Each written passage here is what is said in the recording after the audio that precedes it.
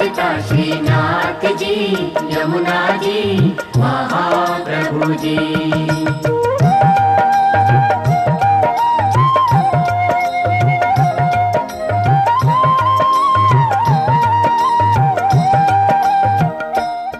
हरि को भुला दिया के जीवन गवा दिया,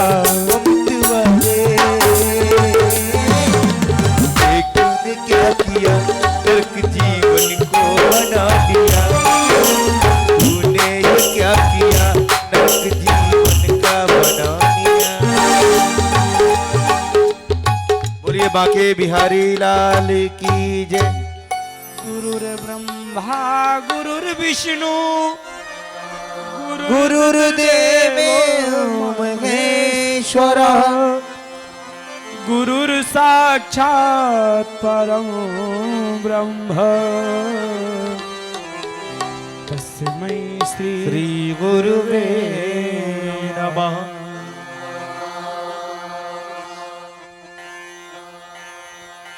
नमो अनन्ताय सहस्रमूर्तये, सहस्रपादाय शिशिरोर्बाहवे, सहस्रनाम्ने पुरुषाय शाश्वते, युगधारिणे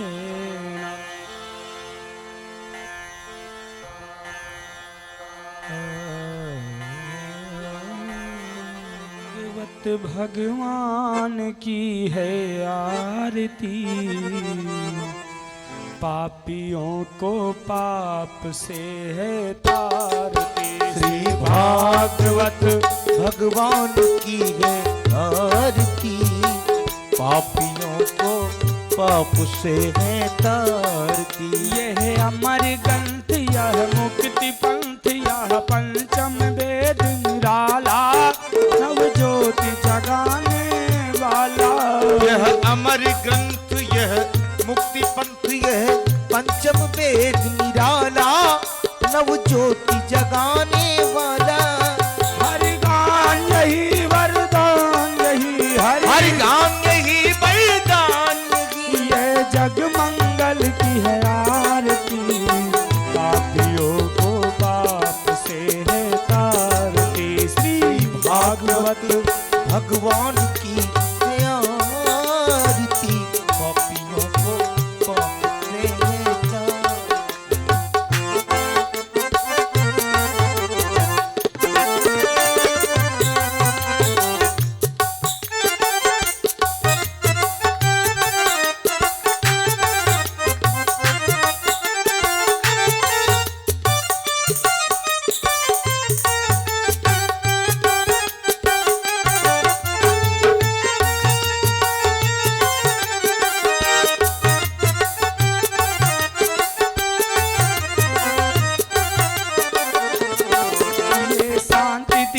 पावन पुनीत पापों को मिटाने वाला, हरि दर्श कराने वाला।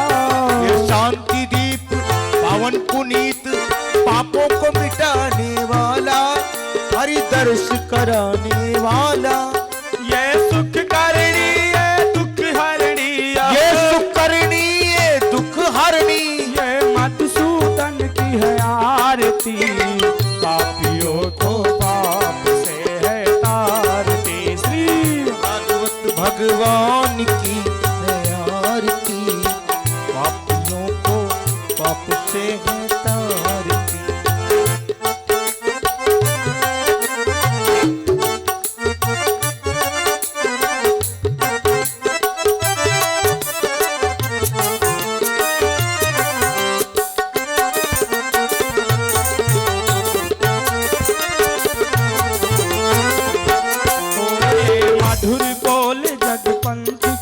सतमार्ग बताने वाला, पृथ्वी को बनाने वाला। यह मधुर बोल कंठ खोल सदमार्ग बताने वाला, बिगड़ी को बनाने वाला। श्री राम यही घन श्याम यही श्री राम यही घन श्याम यही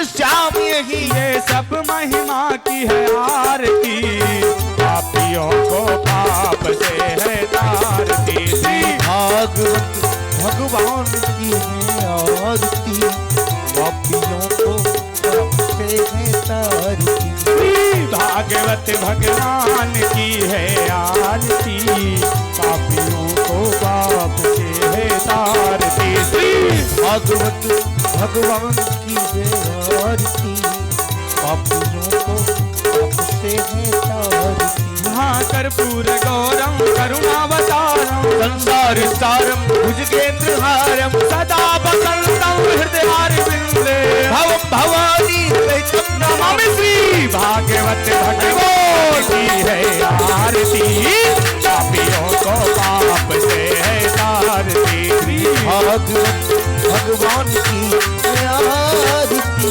पापियों को पाप से है तारती। पापियों को पाप से है तारती। पापियों को पाप से पुष्पै देवाहि वन्दनं हस्तै देवाहि नानासुगन्ध पुष्पाणि, यथा कालोद्भवानि। पुष्पांजलि मया दत्ता, ग्रहण परमेश्वरः।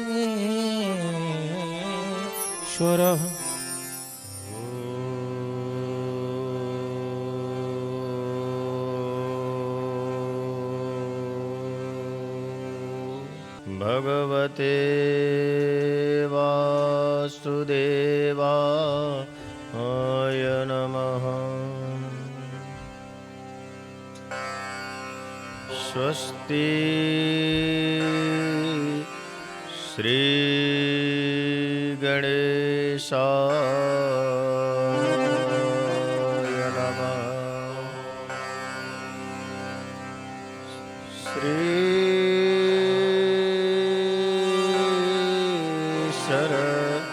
सरस्वत्यै नमः। श्री गुरुभ्यो नमो नमः।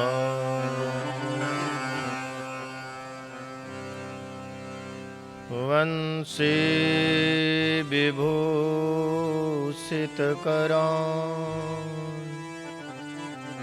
नवनीरदाभान्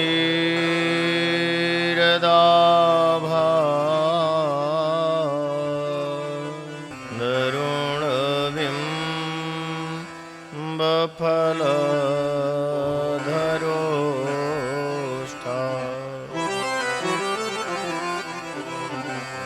पूर्णेन्दुसुन्दरमुखात् दरविन्दनेत्रा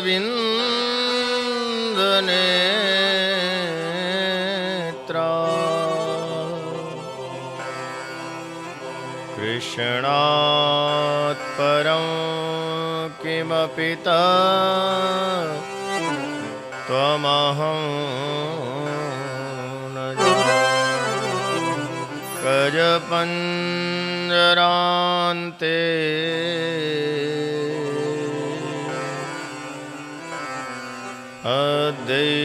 अद्यैव मे विशतु मानसराजहंस।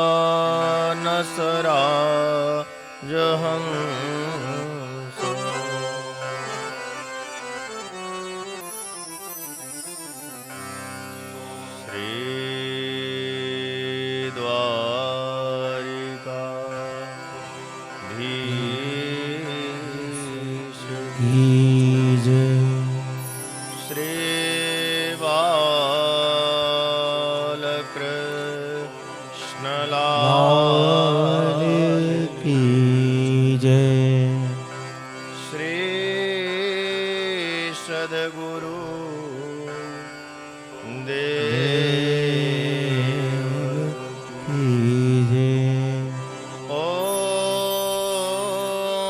नमः पार्वती पतये हर हर महादेव।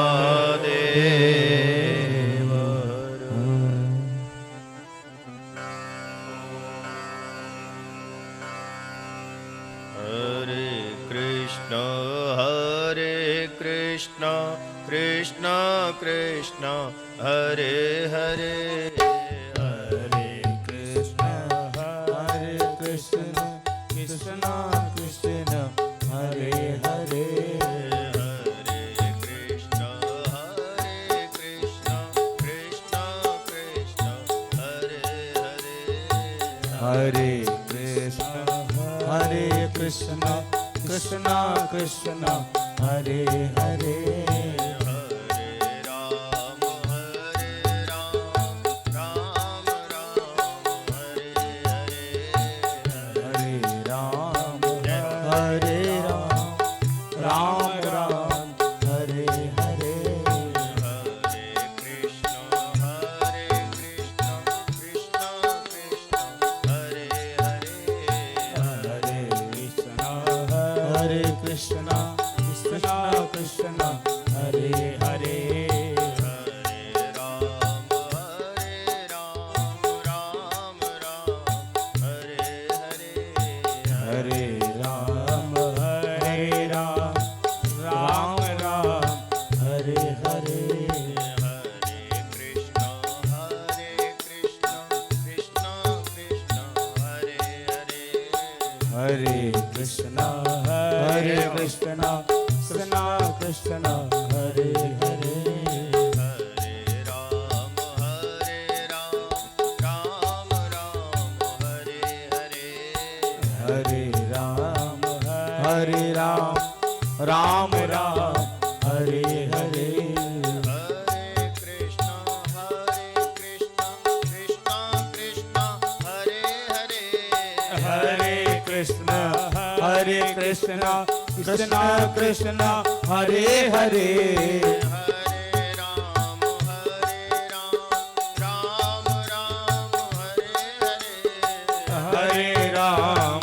हरे राम राम हरे हरे, हरे कृष्ण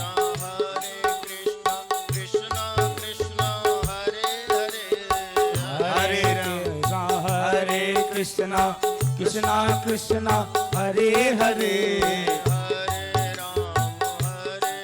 राम राम हरे हरे, हरे राम राम हरे हरे, हरे कृष्ण कृष्ण कृष्ण हरे हरे, हरे कृष्ण कृष्ण कृष्ण हरे हरे,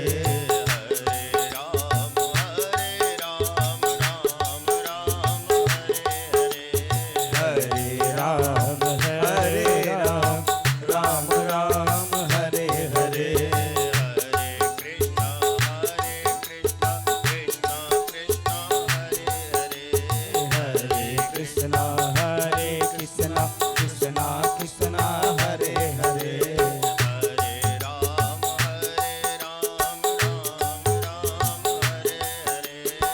हरे राम हरे हरे, हरे राम राम हरे हरे,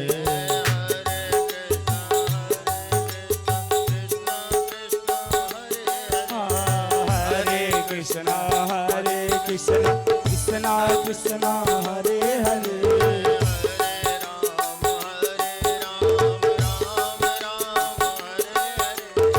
हरे राम राम हरे हरे,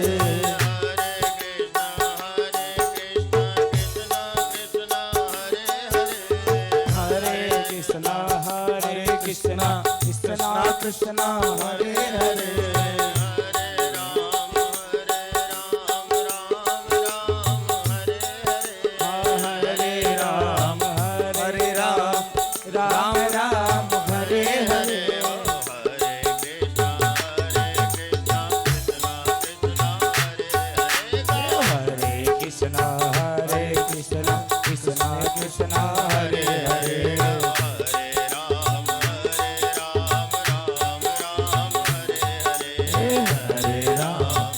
हरे राम राम राम हरे हरे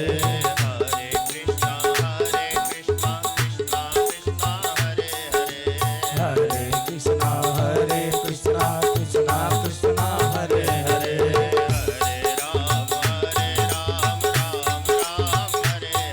हरे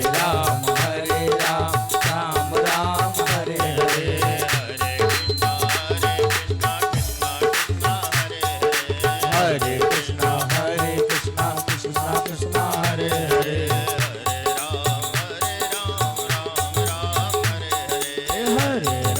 हरे राम राम राम हरे हरे हरे राम राम राम हरे हरे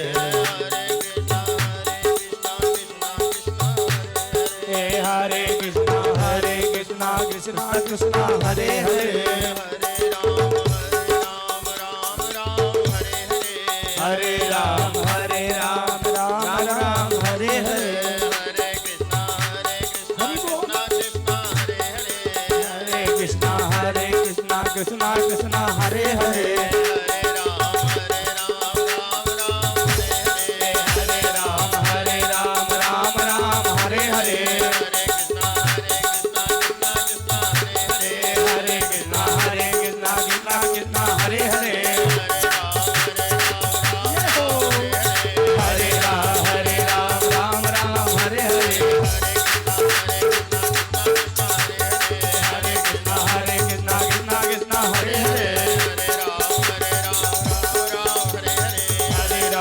राम राम हरे हरे हरे कृष्णा कृष्णा हरे हरे हरे राम राम हरे हरे हरे कृष्णा कृष्णा हरे हरे हरे राम राम हरे हरे हरे कृष्णा कृष्णा हरे हरे हरे राम हरे हरे हरे कृष्णा कृष्णा हरे हरे हरे राम हरे हरे हरे राम हरे राम हरे हरे हरे राम हरे हरे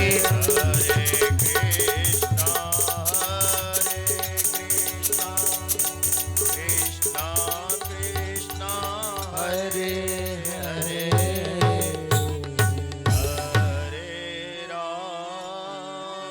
हरे राम हरे हरे वक्रतुंड महाकाय सूर्यकोटि समप्रभा निर्विघ्नं कुरु मे देव सर्वकारेषु सर्वदा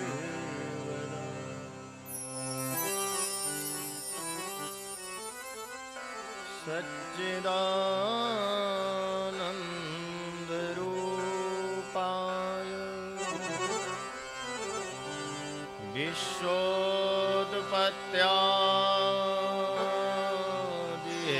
विश्वोत्पत्त्यादिहेतवे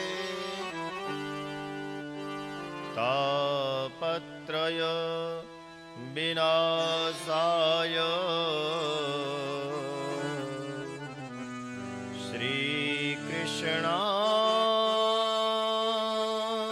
श्रीकृष्णाय वयं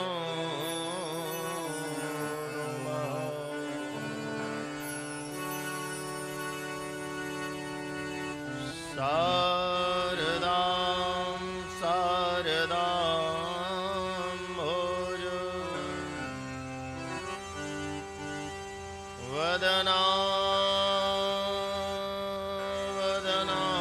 वदनाम्बुजे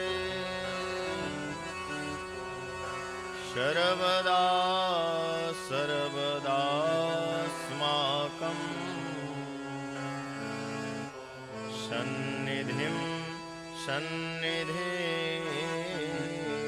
क्रिया यं प्रौर व्रजन्तमनुपे तमपेतकृत्यं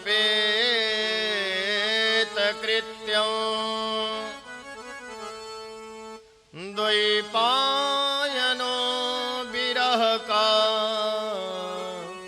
तरया जुहाव पुत्रेति तन्मयतया तरवोऽभिनेदु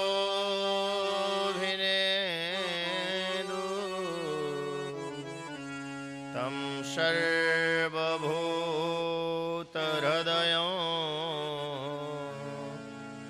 मुनिमानतोऽस्मि।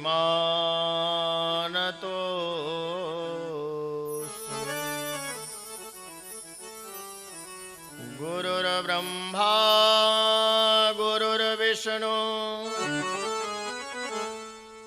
गुरुर्देव महेश्वरः गुरुः साक्षात् परब्रह्म तस्मै श्री गुरवे नमः। कि तस्मै श्री गुरवे नमः।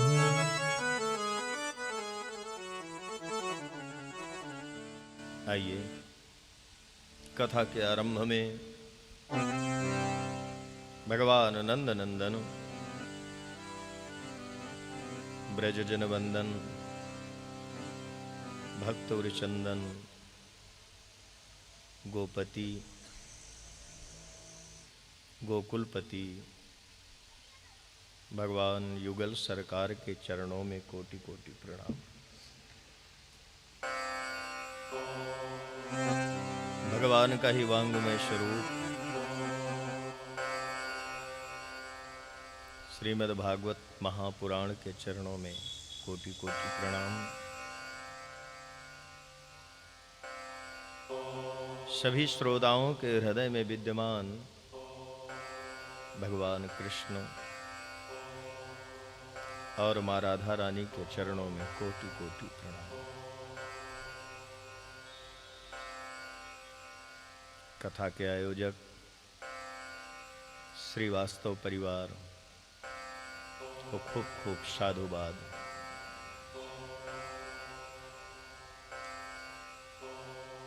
आइए कथा गंगा में प्रवेश करें।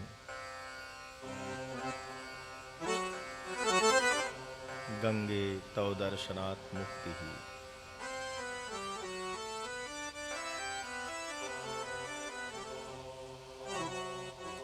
गंगा में स्नान करें तो गंगा मुक्त करती है। गंगा के जल का पान करें तो भी गंगा मुक्ति प्रदान करती है। और यदि स्नान करने का समय न होवे, पान करने का समय न होवे, संत कहते हैं गंगे तव दर्शनात् मुक्ति ही। दूर से यदि गंगा जी का दर्शन हो जाए, प्रणाम कर लो, तो भी गंगा मैया मुक्ति देती है। तो एक कथा गंगा है।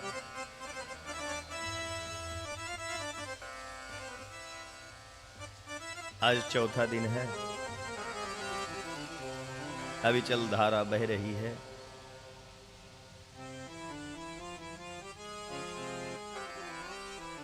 सौभाग्यशाली हैं वो जो नित्य इसका पान करते हैं। कहते हैं यदि कदाचित समय न मिल पावे, एक क्षण भी पान करें तो भी ये गंगा मुक्ति देगी। व्यस्त हैं, समय नहीं है, लेकिन हृदय में भाव है पान करने का। तो यहाँ भागवत जी विराजमान हैं, दूर से निकले जा रहे हैं और वहां से भी प्रणाम कर ले में तो भी भागवत कहती है गंगा मैं तुम्हें मुक्त कर दूंगी। गंगे तव दर्शनात् मुक्ति ही। कल की कथा में आपने सुना भगवान के अवतारों की कथा। कपिल महाराज का प्रागट्य हुआ है और मां देवहूति को कपिल भगवान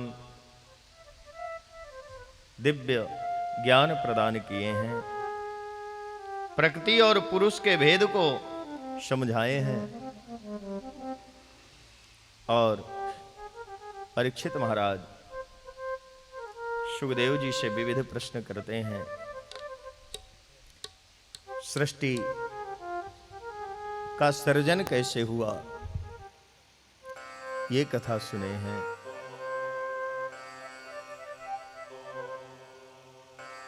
भगवान पृथ्वी को जल से बाहर लाने के लिए भगवान वाराह रूप में अवतार लिए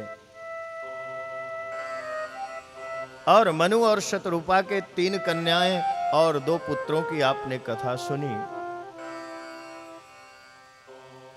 मां देवहूति से कपिल भगवान का प्रागट्य हुआ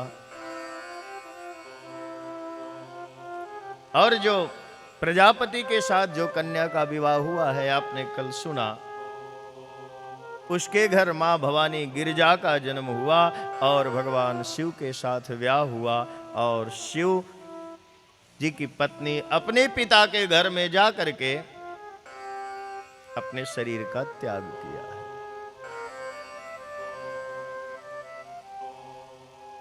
और उत्तानपाद के पुत्र ध्रुव हुए और प्रियव्रत विवाह नहीं कर रहा था। ब्रह्मा जी ने समझाया विवाह तो करना ही पड़ेगा। गृहस्थ आश्रम में प्रवेश करने के बाद बेटा संन्यास लेना चाहिए। और यदि सब बाल ब्रह्मचारी बने रहेंगे तो ये संसार तो नहीं चल पाएगा। ब्रह्मा जी की ये सृष्टि आगे कैसे बढ़ेगी, ये भी एक धर्म है। और ब्रह्मा जी के कहने से प्रियव्रत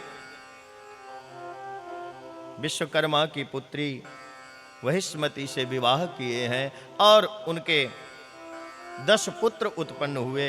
अग्निध्वज, इंद्रबाहु, हिरण्यरेता इत्यादि ये 10 पुत्र उत्पन्न हुए।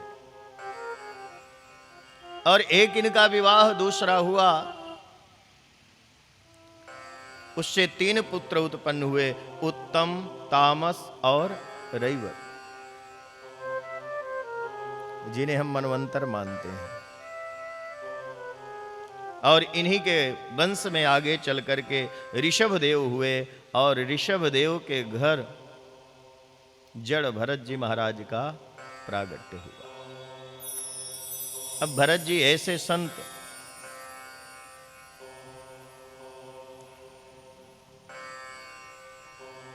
भरत जी का सुखदेव जी महाराज कहते हैं, राजन भरत जी ऐसे भक्त थे लेकिन फिर भी उन्हें 3 जन्म लेना पड़ा। महाराज ये क्यों 3 जन्म क्यों लेना पड़ा? जड़ भरत जी महाराज जैसे उनके बेटे बड़े हो गए, राज्य दे करके और जंगल में गए भगवान का भजन करने। नेपाल में जो गंडकी नदी है वहां जाकर के जड़ भरत जी महाराज भगवान की आराधना करने लगे। गंडकी नदी के किनारे कुटिया बनाकर, और सुबह का समय था, सूर्य नारायण भगवान को अर्घ प्रदान कर रहे थे। ओम आकृष्णेन रजसा वर्तमानो निवस्य ओम आकृष्णेन रजसा वर्तमानो निवस्य तमृतञ्च हिरण्येन सविता रथेना देवो जाति त्रिभुवनानि पश्यन् सूर्यनारायणाय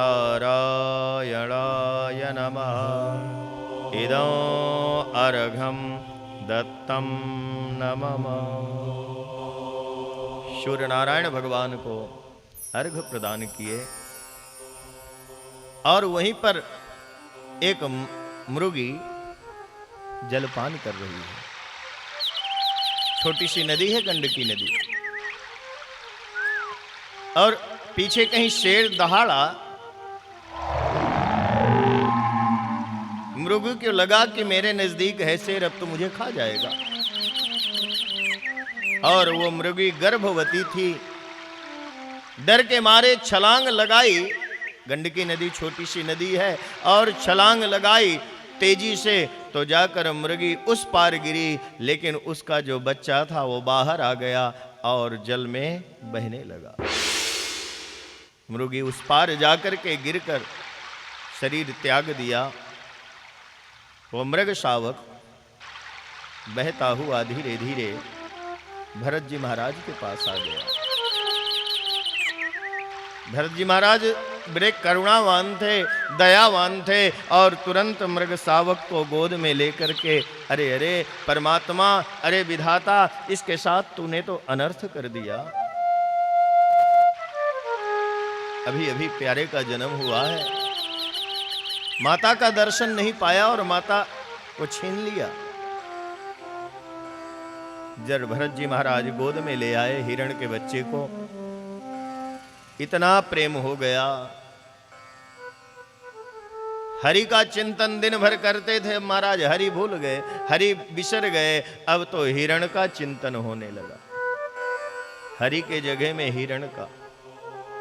कहते हैं दया करना चाहिए, दया धर्म को मूल है, पाप मूल अभिमान। तुलसी दया न छोड़िए, जब लग घट में प्राण। दया करना जरूरी है, लेकिन प्यारे दया में आसक्त होना बंधन है। आज जड़ भरत जी महाराज मृग में आसक्त हो गए। दया तो किए थे, अपना कर्तव्य करते, पर हरि का चिंतन न भूलते। यही होता है, घर से निकल जाते हैं, अब सब कुछ छोड़ देना है, संन्यास ले लेंगे, फिर ऐसा आश्रम बनता है महाराज। दिल्ली वाला चेला फोन किया है, उसे आना है, उसकी व्यवस्था, हरि का चिंतन भूल गए, सारे चेलों की ही व्यवस्था में परेशान है। और हिरण की व्यवस्था में जड़ भरत जी महाराज रात दिन भटकने लगे। एक दिन मृग शावक बाहर खेल रहा था और देखा तो बहुत सारे मृग वहां से गुजर रहे हैं। वो दौड़कर उनके साथ सम्मिलित हो गया, और जैसे ही कुटिया से भरत जी महाराज बाहर आए हैं, मृग को न देखे बड़े दुखी हो गए। कहां गया होगा, कोई उसे खा न गया हो, वो तो बहुत छोटा है। और पूरे जंगल में हिरण के बच्चे को खोजने लगे। हिरण का बच्चा तो नहीं मिला, लेकिन जीवन रूपी दीपक का तेल खत्म हो गया। ठिकाना नहीं है कब तक हम रहेंगे। इसलिए तो संत कहते हैं कोई ठिकाना नहीं है, उजाले अपने यादों के हमारे साथ रहने दो, न जाने किस गली में जिंदगी की शाम हो जावे। आज भरत जी महाराज को पता न चला और उनके जीवन रूपी दीपक का तेल खत्म हो गया और जंगल में ही उनका दीपक बुझ गया। जड़ भरत जी महाराज का शरीर छूटा, लेकिन शरीर छोड़ते समय जड़ भरत जी महाराज को हिरण का चिंतन रहा।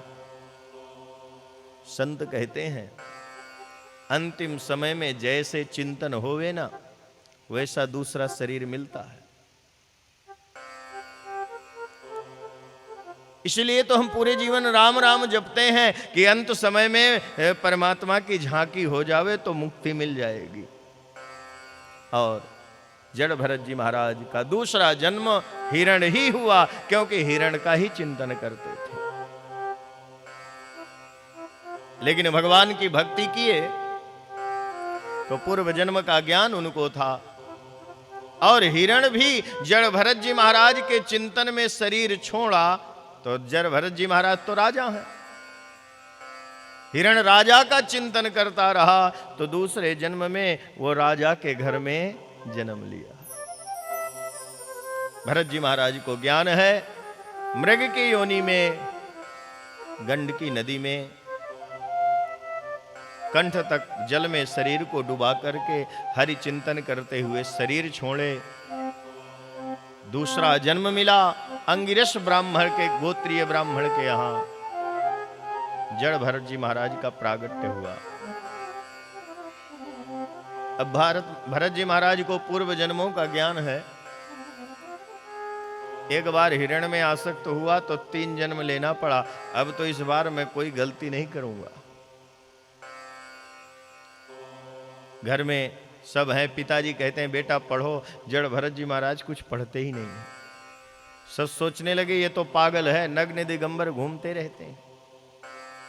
अब क्या करूं? जड़ भरत जी महाराज बड़े होने लगे। पिताजी बार बार विचार करे अब क्या होगा। यज्ञोपवीत संस्कार करवाए जड़ भरत जी महाराज। यज्ञोपवीत तो धारण करते हैं लेकिन उसका उपयोग नहीं, किसी में आसक्त नहीं होना है।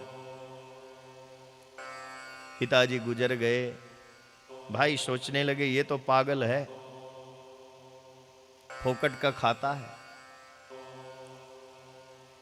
ऐसा करो इसे खेत में भेज दो और खेत की रखवाली करे। और रात में जड़ भरत जी गए, दिन में वहां रात दिन खेत में रहते हैं। भाइयों ने कहा देखो चिड़िया आवे तो उनको भगाने का काम करना।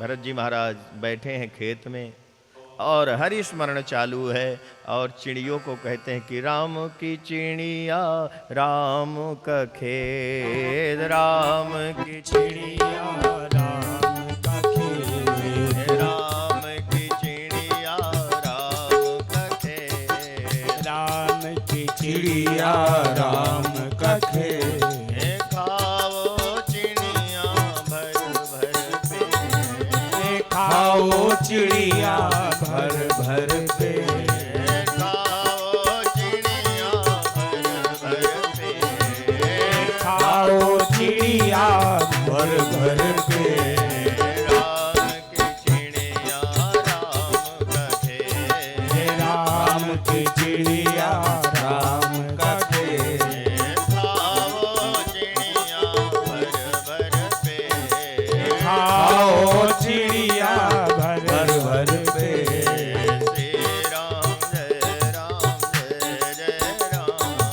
श्री राम जय राम जय जय राम, श्री राम जय राम जय जय राम, श्री राम जय राम जय जय राम, श्री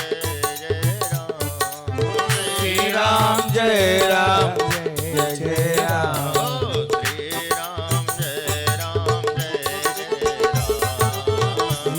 राम जय राम जय जय राम, श्री राम जय राम जय जय राम, श्री राम जय राम जय जय राम,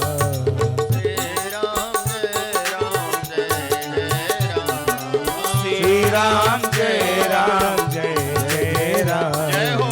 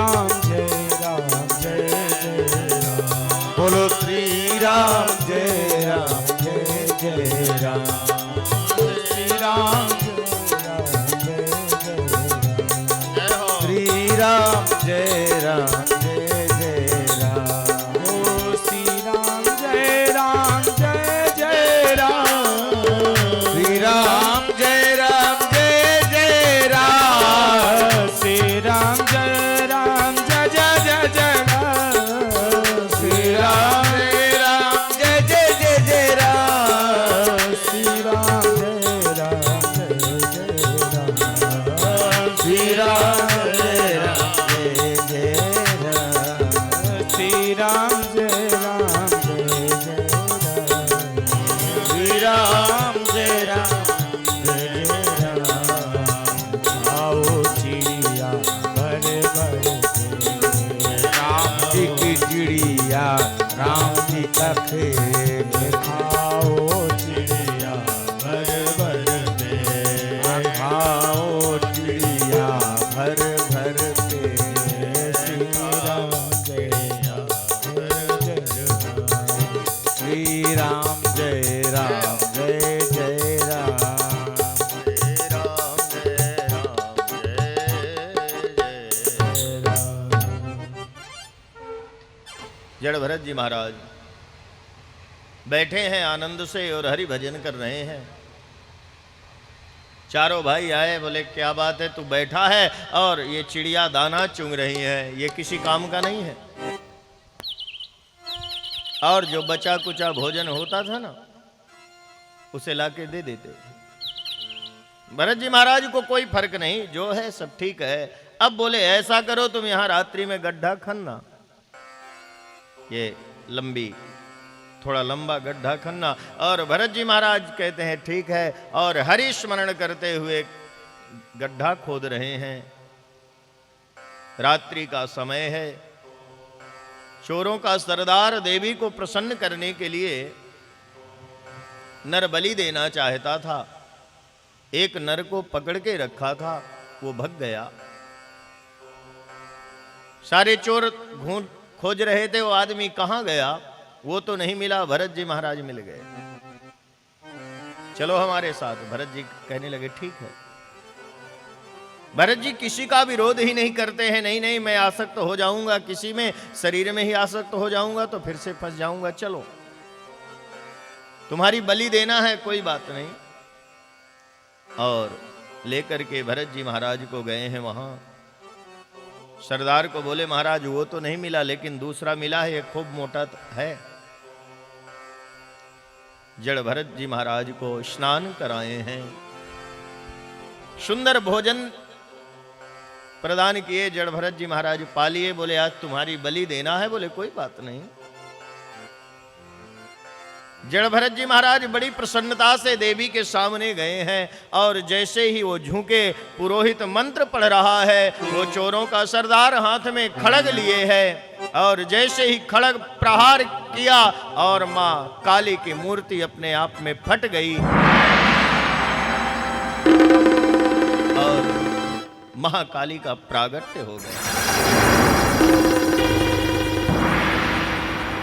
खड़ग हाथ में है मां के, और सारे डाकुओं के मस्तक को काट लिया मां। और जड़ भरत जी को हृदय से लगाई है महाकाली। बेटा तुझे बड़ी तकलीफ हुई। जड़ भरत जी कहते हैं मां कोई बात नहीं, तेरा काम था बचाना, बचा लिया। और जड़ भरत जी महाराज वहां से चल दिए, आगे जा रहे हैं। सिंधु देश का राजा रहुगण कपिल भगवान के पास जा रहा है ज्ञान लेने। नदी के किनारे पालकी रखवा दिया। एक कहार जो पालकी ढोने वाला है ना, वो भग गया। रहुगण आदेश दिया जाओ किसी दूसरे को पकड़ के ले आओ, नहीं पालकी कैसे जाएगी। वो तीनों दौड़े। जड़ भरत जी महाराज मिल गए।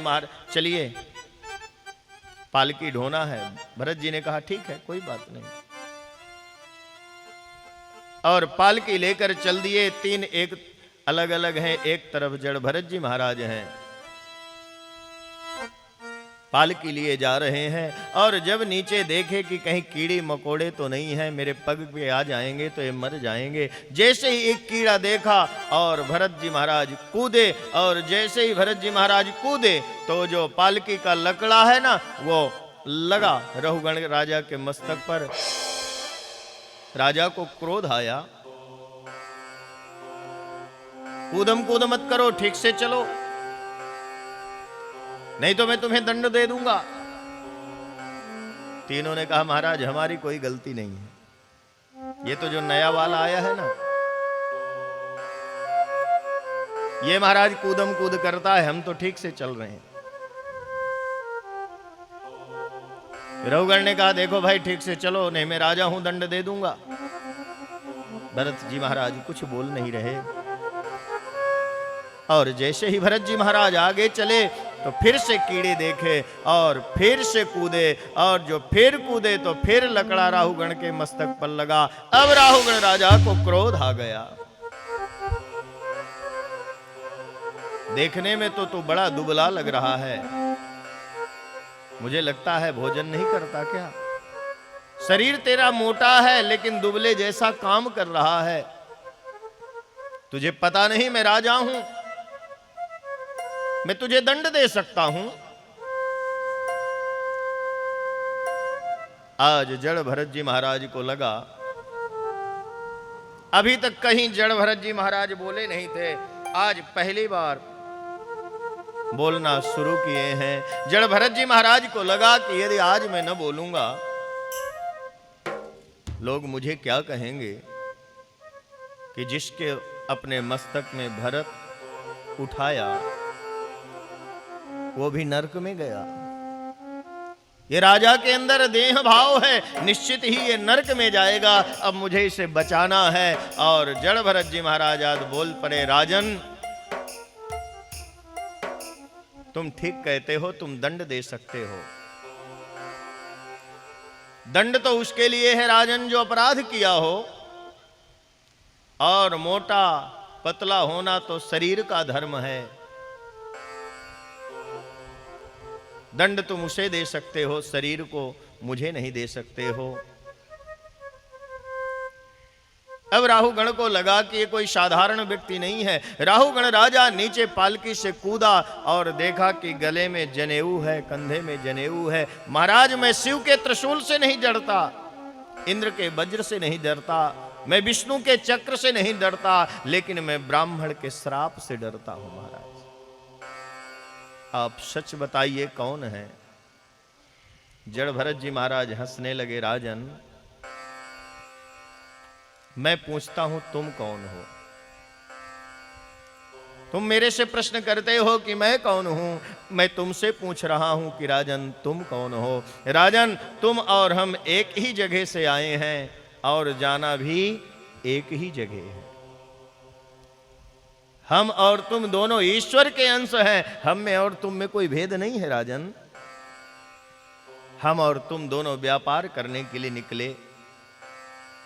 जैसे कोई व्यापारी घर से निकलता है दूसरे शहर में व्यापार के लिए, और वहां बहुत सारा व्यापार से धन एकत्रित किया और आ रहा है घर, बीच में जंगल पड़ रहा है। राजन उस जंगल में 6 डाकू हैं और 6 डाकू उसे लूट लेते हैं। राजन इसी तरह हम भी यहां व्यापार करने के लिए आए हैं। कोई ऐसा भाग्यवान है जिसको 6 डाकू लूटते नहीं है। हम और तुम एक जगह से आए हैं। वो 6 डाकू कौन हैं? काम, क्रोध, लोभ, मोह, मद और मच्छर। 6 डाकुओं से कोई बड़ा भाग्यवान होवे तो बचता है, लेकिन यदि 6 डाकू लूट लिए तो फिर रास्ते में आगे संत भी मिलते हैं और डाली में लटके हुए बंदर मिलते हैं। तो हमें संतों का संग करना है। तो हम पुनरपि जननम पुनरपि मरणम पुनरपि जननी जठरे शयनम, जहां से हम आए हैं उस परमात्मा के सानिध्य में पहुंच जाएंगे। राजन एक ऐसी नदी है जो उल्टी बहती है, एक ऐसा रास्ता है जहां व्यक्ति जाता है फिर वहां से वापस नहीं आता। यद गत्वा निवर्तन्ते तद्धाम परमम मम। एक बार यदि हम व्यापार करके वहां पहुंच गए फिर दोबारा हमारा जन्म होने वाला नहीं है। सुंदर भवाटवी का वर्णन करते हैं। राजन अब मैं तुम्हें बता दूं तुम कौन हो, मैं कौन हूं। पूर्व जन्म में मैं तुम्हारा चिंतन करता हुआ शरीर को छोड़ा। तुम हिरण थे तो मैं हिरण बना, बाद में शरीर मिला।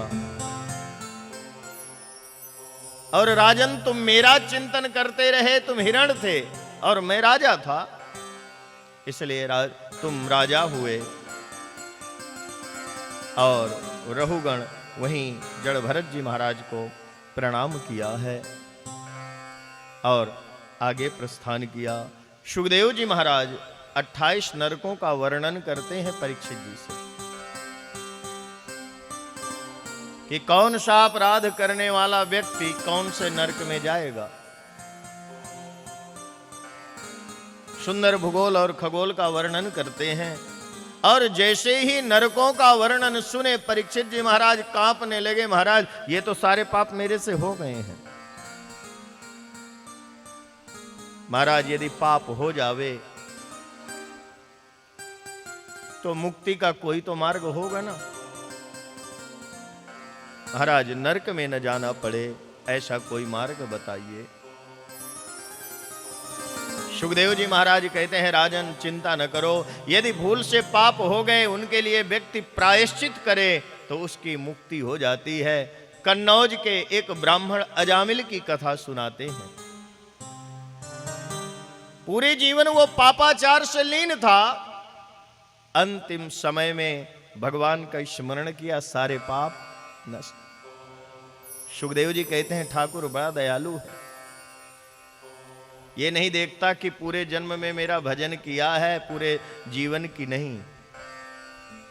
क्षण मात्र यदि श्रद्धा और विश्वास से उनकी आराधना कर ली जाए तो किए हुए सारे पाप जलकर नष्ट हो जाते हैं। कन्नौज का ब्राह्मण अजामिल गृहस्थी है, घर में ब्राह्मण के घर में तो जन्म मिला है, कर्म ब्राह्मण जैसे नहीं है। अपने घर को छोड़ करके, अपने पत्नी को छोड़ करके वैश्याओं के साथ रहने लगा। एक वैश्या को अपने घर भी ले आया। हर समय व्यभिचार, दूसरे का धन ले लेना, दूसरे का अनिष्ट करना उस ब्राह्मण का नित्य नियम बन गया था। 4 बेटे थे वैश्या से उत्पन्न हुए। उस वरांगना को भी लगा कि मैं ब्राह्मण के घर हूं, मेरे द्वारा कुछ तो इसके जीवन में परिवर्तन होना चाहिए। अब उसको लगता है कि कभी मैं कोई ब्राह्मण को, कोई साधु को भोजन करा दूं, कोई महात्मा को भोजन करा दूं, मैं कहीं कोई दान कर दूं, कोई मंदिर में कुछ कर दूं, इससे कुछ हमारा कल्याण हो जावे। लेकिन अजामिल तो ऐसी बात ही मत करना। एक दिन अजामिल गया था बाहर और इधर 4 साधु महात्मा नगर में घूम रहे थे और पूछे भाई ये बताओ हमें आज भोजन प्रसाद पाना है, कोई अच्छा घर है क्या जो हमें भोजन करा देवे। गांव में कुछ उद्दंड लोग बैठे थे। आज इन महात्माओं को एक ऐसी जगह भेजते हैं जो इनको अच्छा भोजन मिल जावे। और अजामिल के घर का रास्ता बता दिया, आज इनको अच्छा लठ मिलेगी, भोजन तो बाद में मिलेगा। चलो इन्हें अजामिल के घर भेज देवे। बोले महाराज एक घर है, वो बड़ा ही ब्राह्मण सत्कर्मी है, आप उसके घर जाइए। और रास्ता बता दिए और अजामिल था नहीं। चारों महात्मा जय जयकार किए, ब्राह्मण देवता प्रसाद मिलेगा क्या। और वो बरांगना दरवाजा खोली, अच्छा हुआ महाराज वो नहीं है। सोचिए अवसर है, आज मैं इन्हें भोजन करा दूं। चारों महात्माओं को वरांगना बिठाई है और सुंदर भोजन कराई। इतने में अजामिल महाराज पधार गए।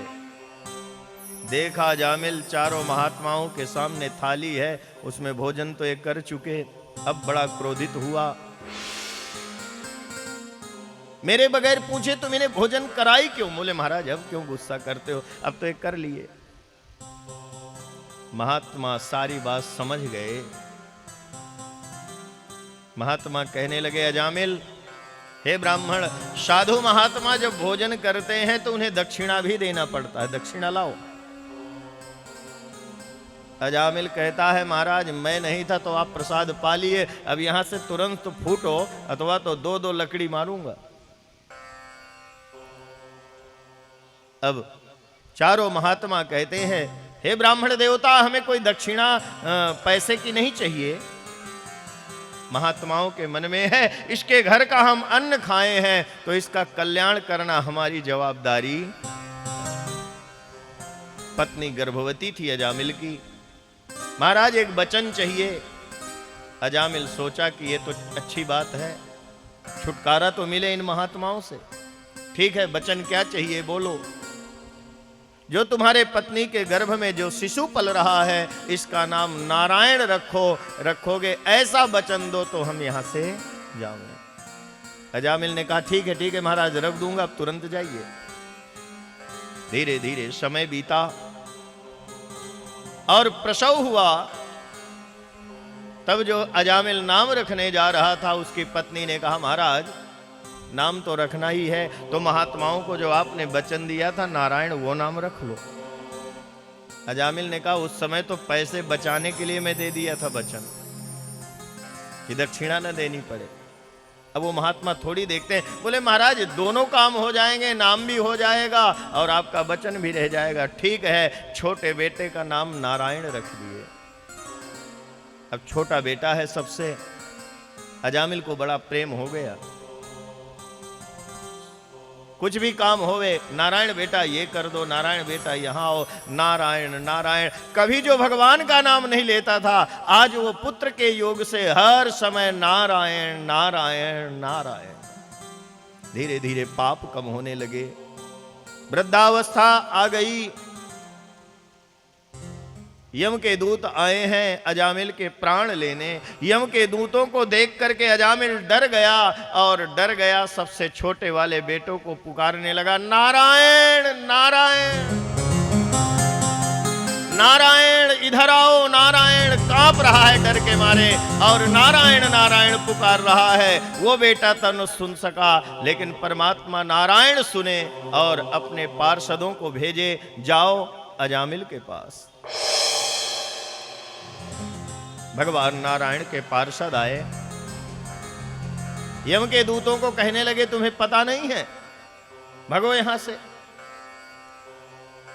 अंत समय में जो हमारे ठाकुर का नाम लेता है, हमारे प्रभु का नाम लेता है, वहां जरूरत हमारी है, तुम्हारी नहीं है। यम के दूत हंसने लगे, मोरे महाराज आप वाले नारायण का नाम नहीं ले रहा है, तो अपने बेटे का ले रहा है, आपसे भूल हो गई है।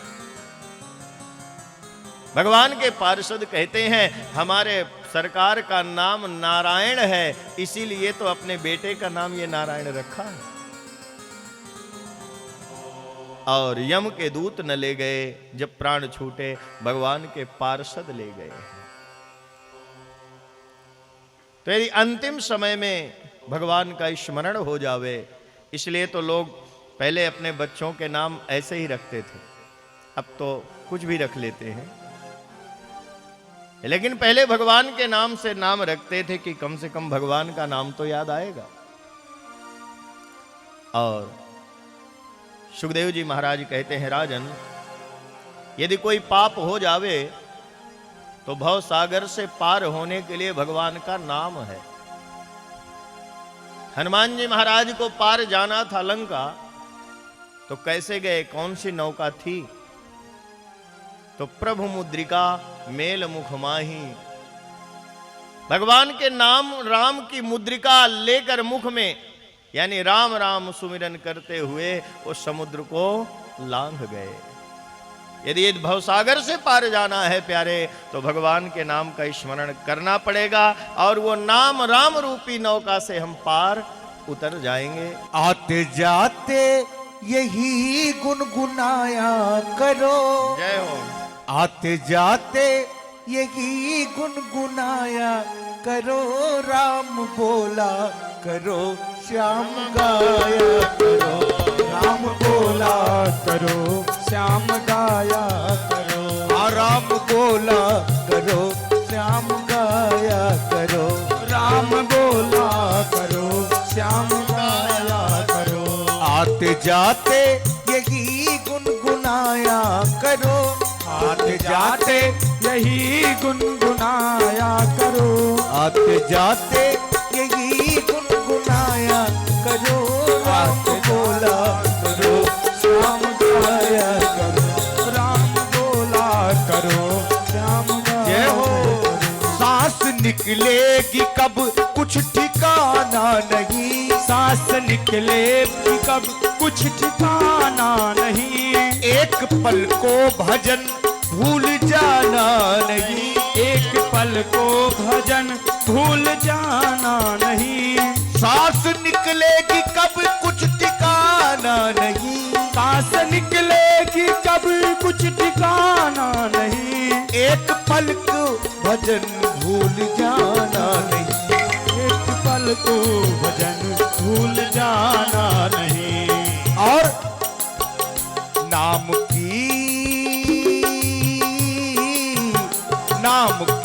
लगन दिल में लगाया करो, नाम की लगन दिल में लगाया करो, राम बोला करो श्याम गाया करो, राम बोला करो श्याम गाया करो, आते जाते यही गुनगुनाया करो, आते जाते यही गुनगुनाया करो, राम बोला करो श्याम गाया करो, राम बोला करो श्याम गाया करो।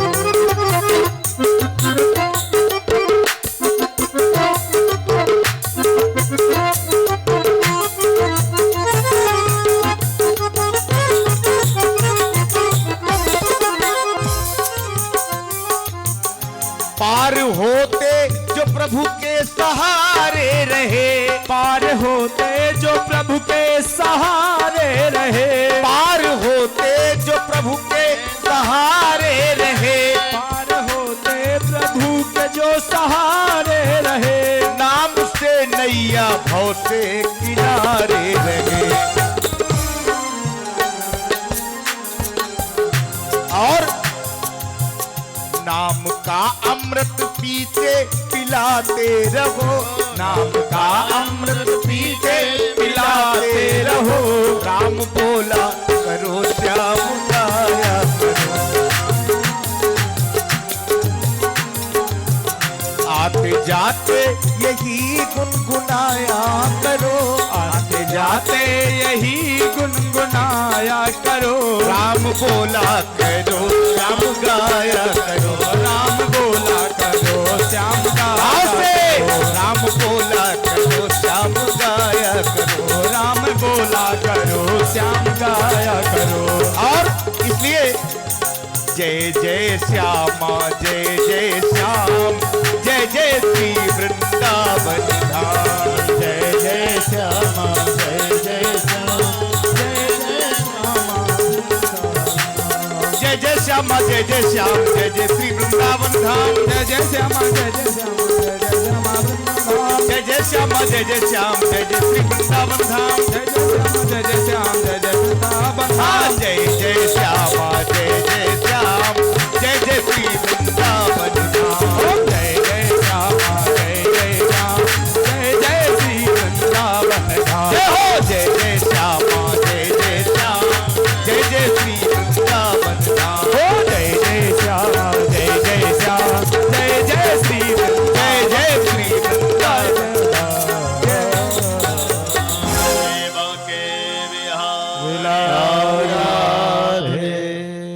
कि जय जय श्री राधे।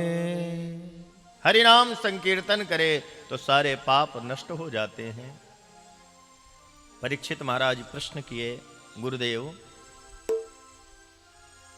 हिरण्याक्ष और हिरण्यकश्यपु दो भाई थे महाराज। हिरण्याक्ष का वध तो वाराह भगवान कर दिए, आपने कथा सुना दिया। हिरण्यकश्यपु का क्या हुआ महाराज?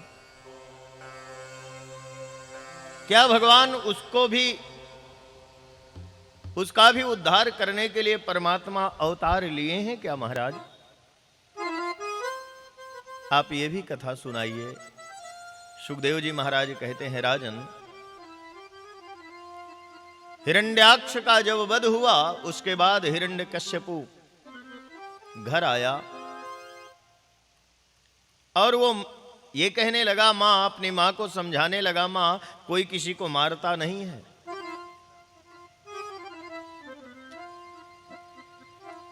मेरे भाई का यदि अंत हुआ है तो उसकी मृत्यु ही थी मां, उसमें किसी का कोई दोष नहीं है।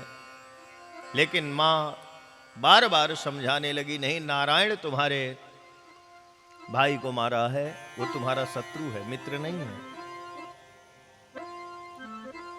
एक दिन हिरण्याक्ष को लगा, हिरण्यकश्यपु को लगा कि मुझे तो मारना है नारायण को, तो शक्ति चाहिए, तो मैं जाकर के तपस्या करूं।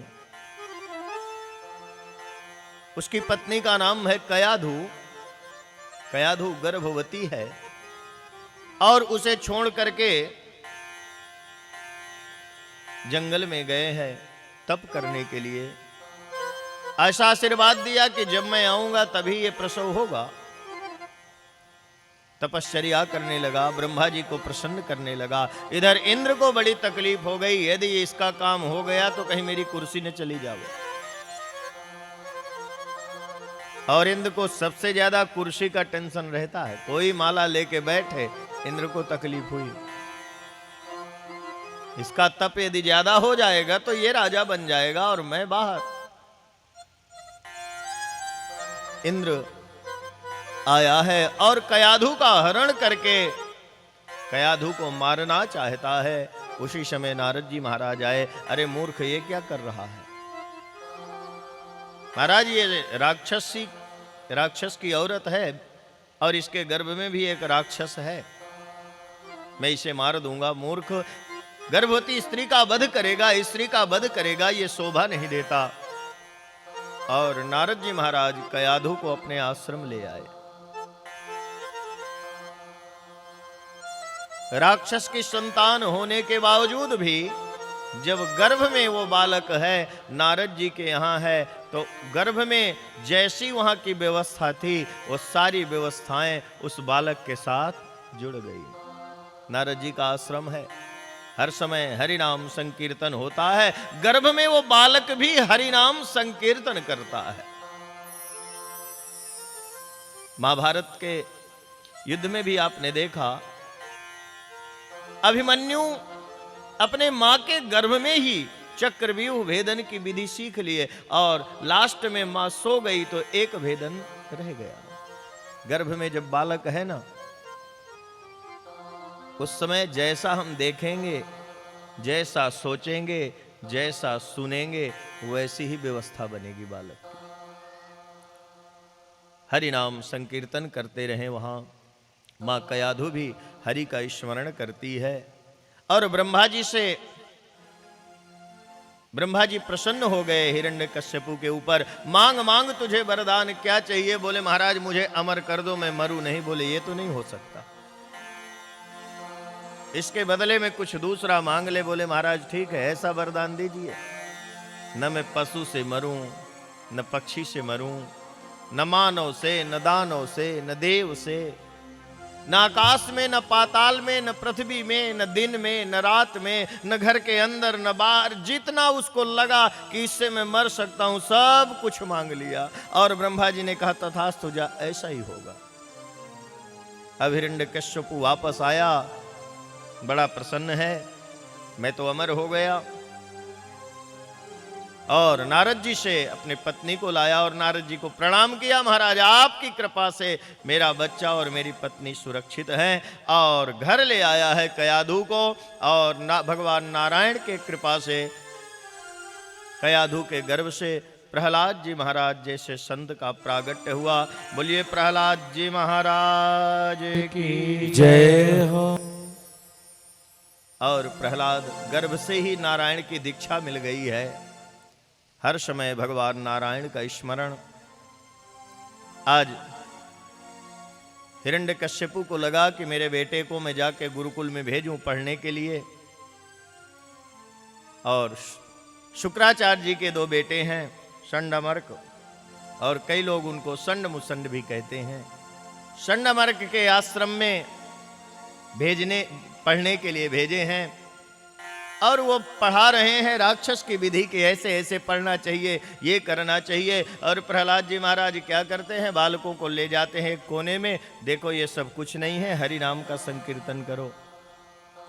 और सब बालकों को लेकर के हरि नाम संकीर्तन करवाते हैं। हरि भजन बिना सुख शांति नहीं, हरि भजन बिना सुख शांति नहीं, हरि भजन बिना सुख शांति नहीं, हरि भजन बिना सुख शांति नहीं।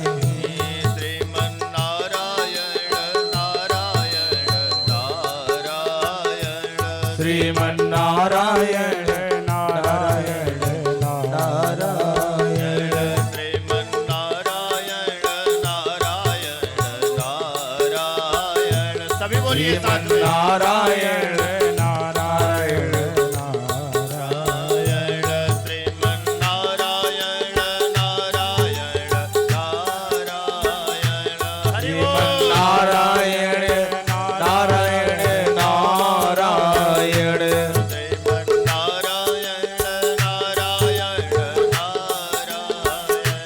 श्रीमन्नारायण नारायण नारायण,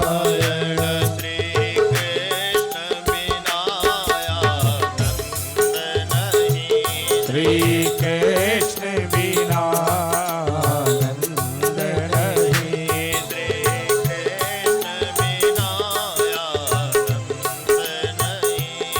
श्री कृष्ण बिना आनंद नहीं।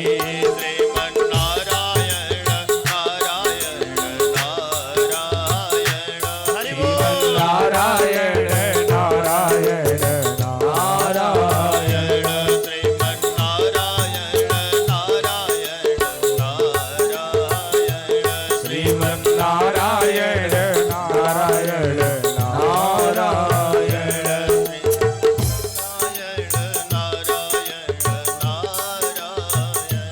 श्रीमन्नारायण नारायण नारायण,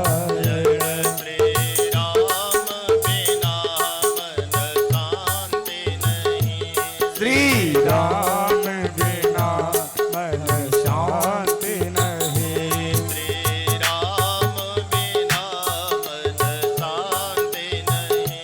श्री राम बिना मन शांति नहीं।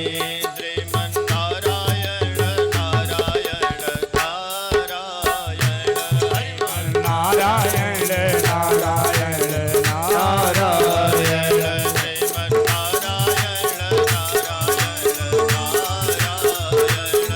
श्रीमन्नारायण नारायण नारायण,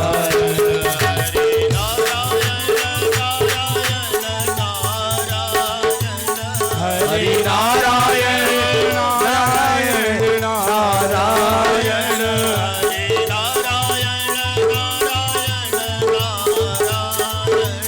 हरि नारायण नारायण नारायण,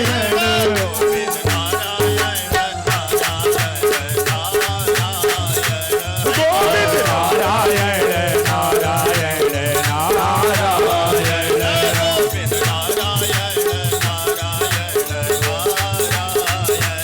गोविंद नारायण नारायण नारायण,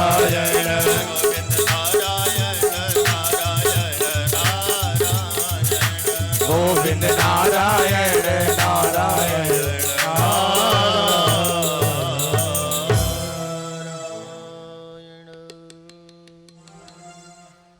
प्रहलाद जी महाराज गुरुकुल में हरि नाम संकीर्तन करते हैं।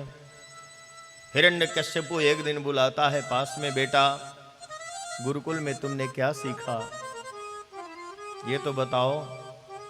पिताजी सुनना चाहते हो? बोले हाँ। श्रवणम कीर्तनम विष्णु स्मरणम पाद सेवनम अर्चनं वंदनं दास्य जय सांख्यात्मनिवेद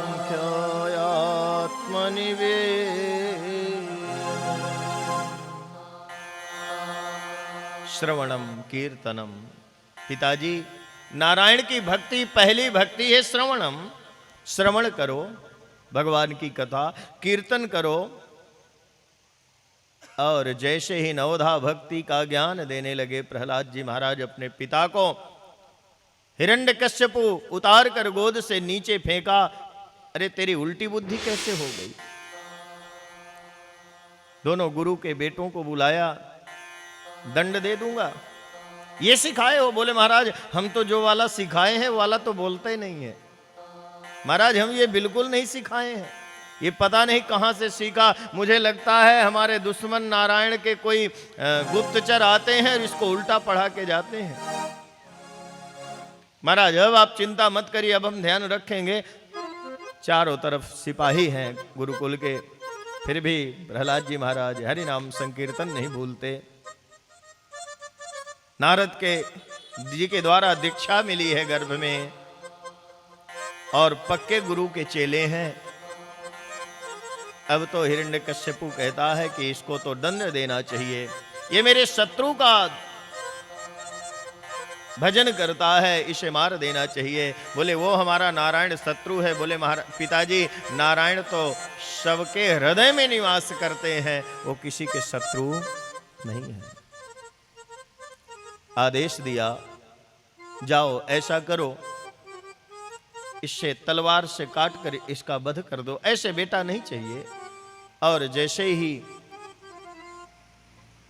सैनिक तलवार लेकर ये मारने जाते हैं और प्रहलाद जी महाराज हरि का स्मरण करते हैं, तलवार उनमें लगती नहीं है। अब क्या करें महाराज? बोले ऐसा करो, ऊपर पहाड़ से नीचे फेंक दो। और ऊंचे पहाड़ से प्रहलाद जी महाराज को नीचे फेंकते हैं, और ऐसा लगता है प्रहलाद जी महाराज को मानो मुझे परमात्मा नारायण अपने गोद में लिए हैं। हिरण्यकश्यपु देखता है फिर भी बच गया, इसको जाकर के जल में डुबो दो।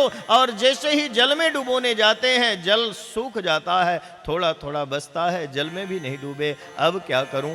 अस्त्र से नहीं मरा, शस्त्र से नहीं मरा, अब कैसे मरेगा? बहन है होलिका, भाई चिंता मत करो, ऐसा आशीर्वाद है मुझे, मैं सबको जला दूंगी लेकिन मैं नहीं जलती। गोद में लिए है होलिका, और प्रहलाद जी महाराज भगवान के नाम का स्मरण करते हैं, उन्हें मरने से कोई भय नहीं है। मुझे क्या अपनी रक्षा करना? यदि नारायण की इच्छा होगी कि जब तक मैं इस धराधाम में रहूं वो मेरी रक्षा करेगा, मुझे अपनी चिंता नहीं है। जिसको श्राप था न जलने का, और नारायण की कृपा से वो जल गई। अब जो है हिरण्यकश्यपु बड़ा क्रोधित हुआ, अब मैं तुझे स्वयं जाकर दंड दूंगा, मैं देखूंगा तेरा नारायण कहां आता है। और ले गया, दंड देने के लिए तैयार हुआ। बता तेरा नारायण है कहां? सायंकाल का समय है। प्रहलाद जी महाराज हंस रहे हैं, पिताजी मैं कहां बताऊं कहां नारायण है?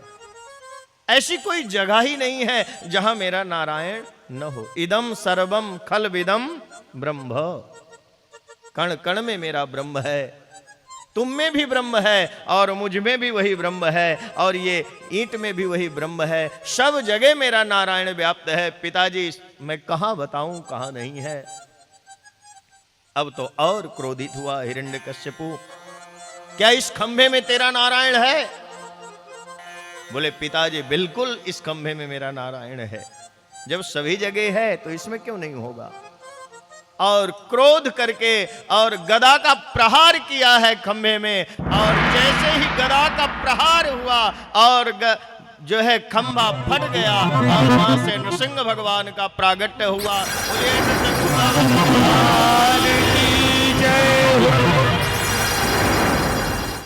और क्रोध करने लगे, जोर जोर से गर्जना करने लगे। हिरण्यकश्यपु तिलमिला गया, मुझे मार नहीं सकते हो, और क्रोध करके अपने गोद में ले लिए हैं नृसिंह भगवान।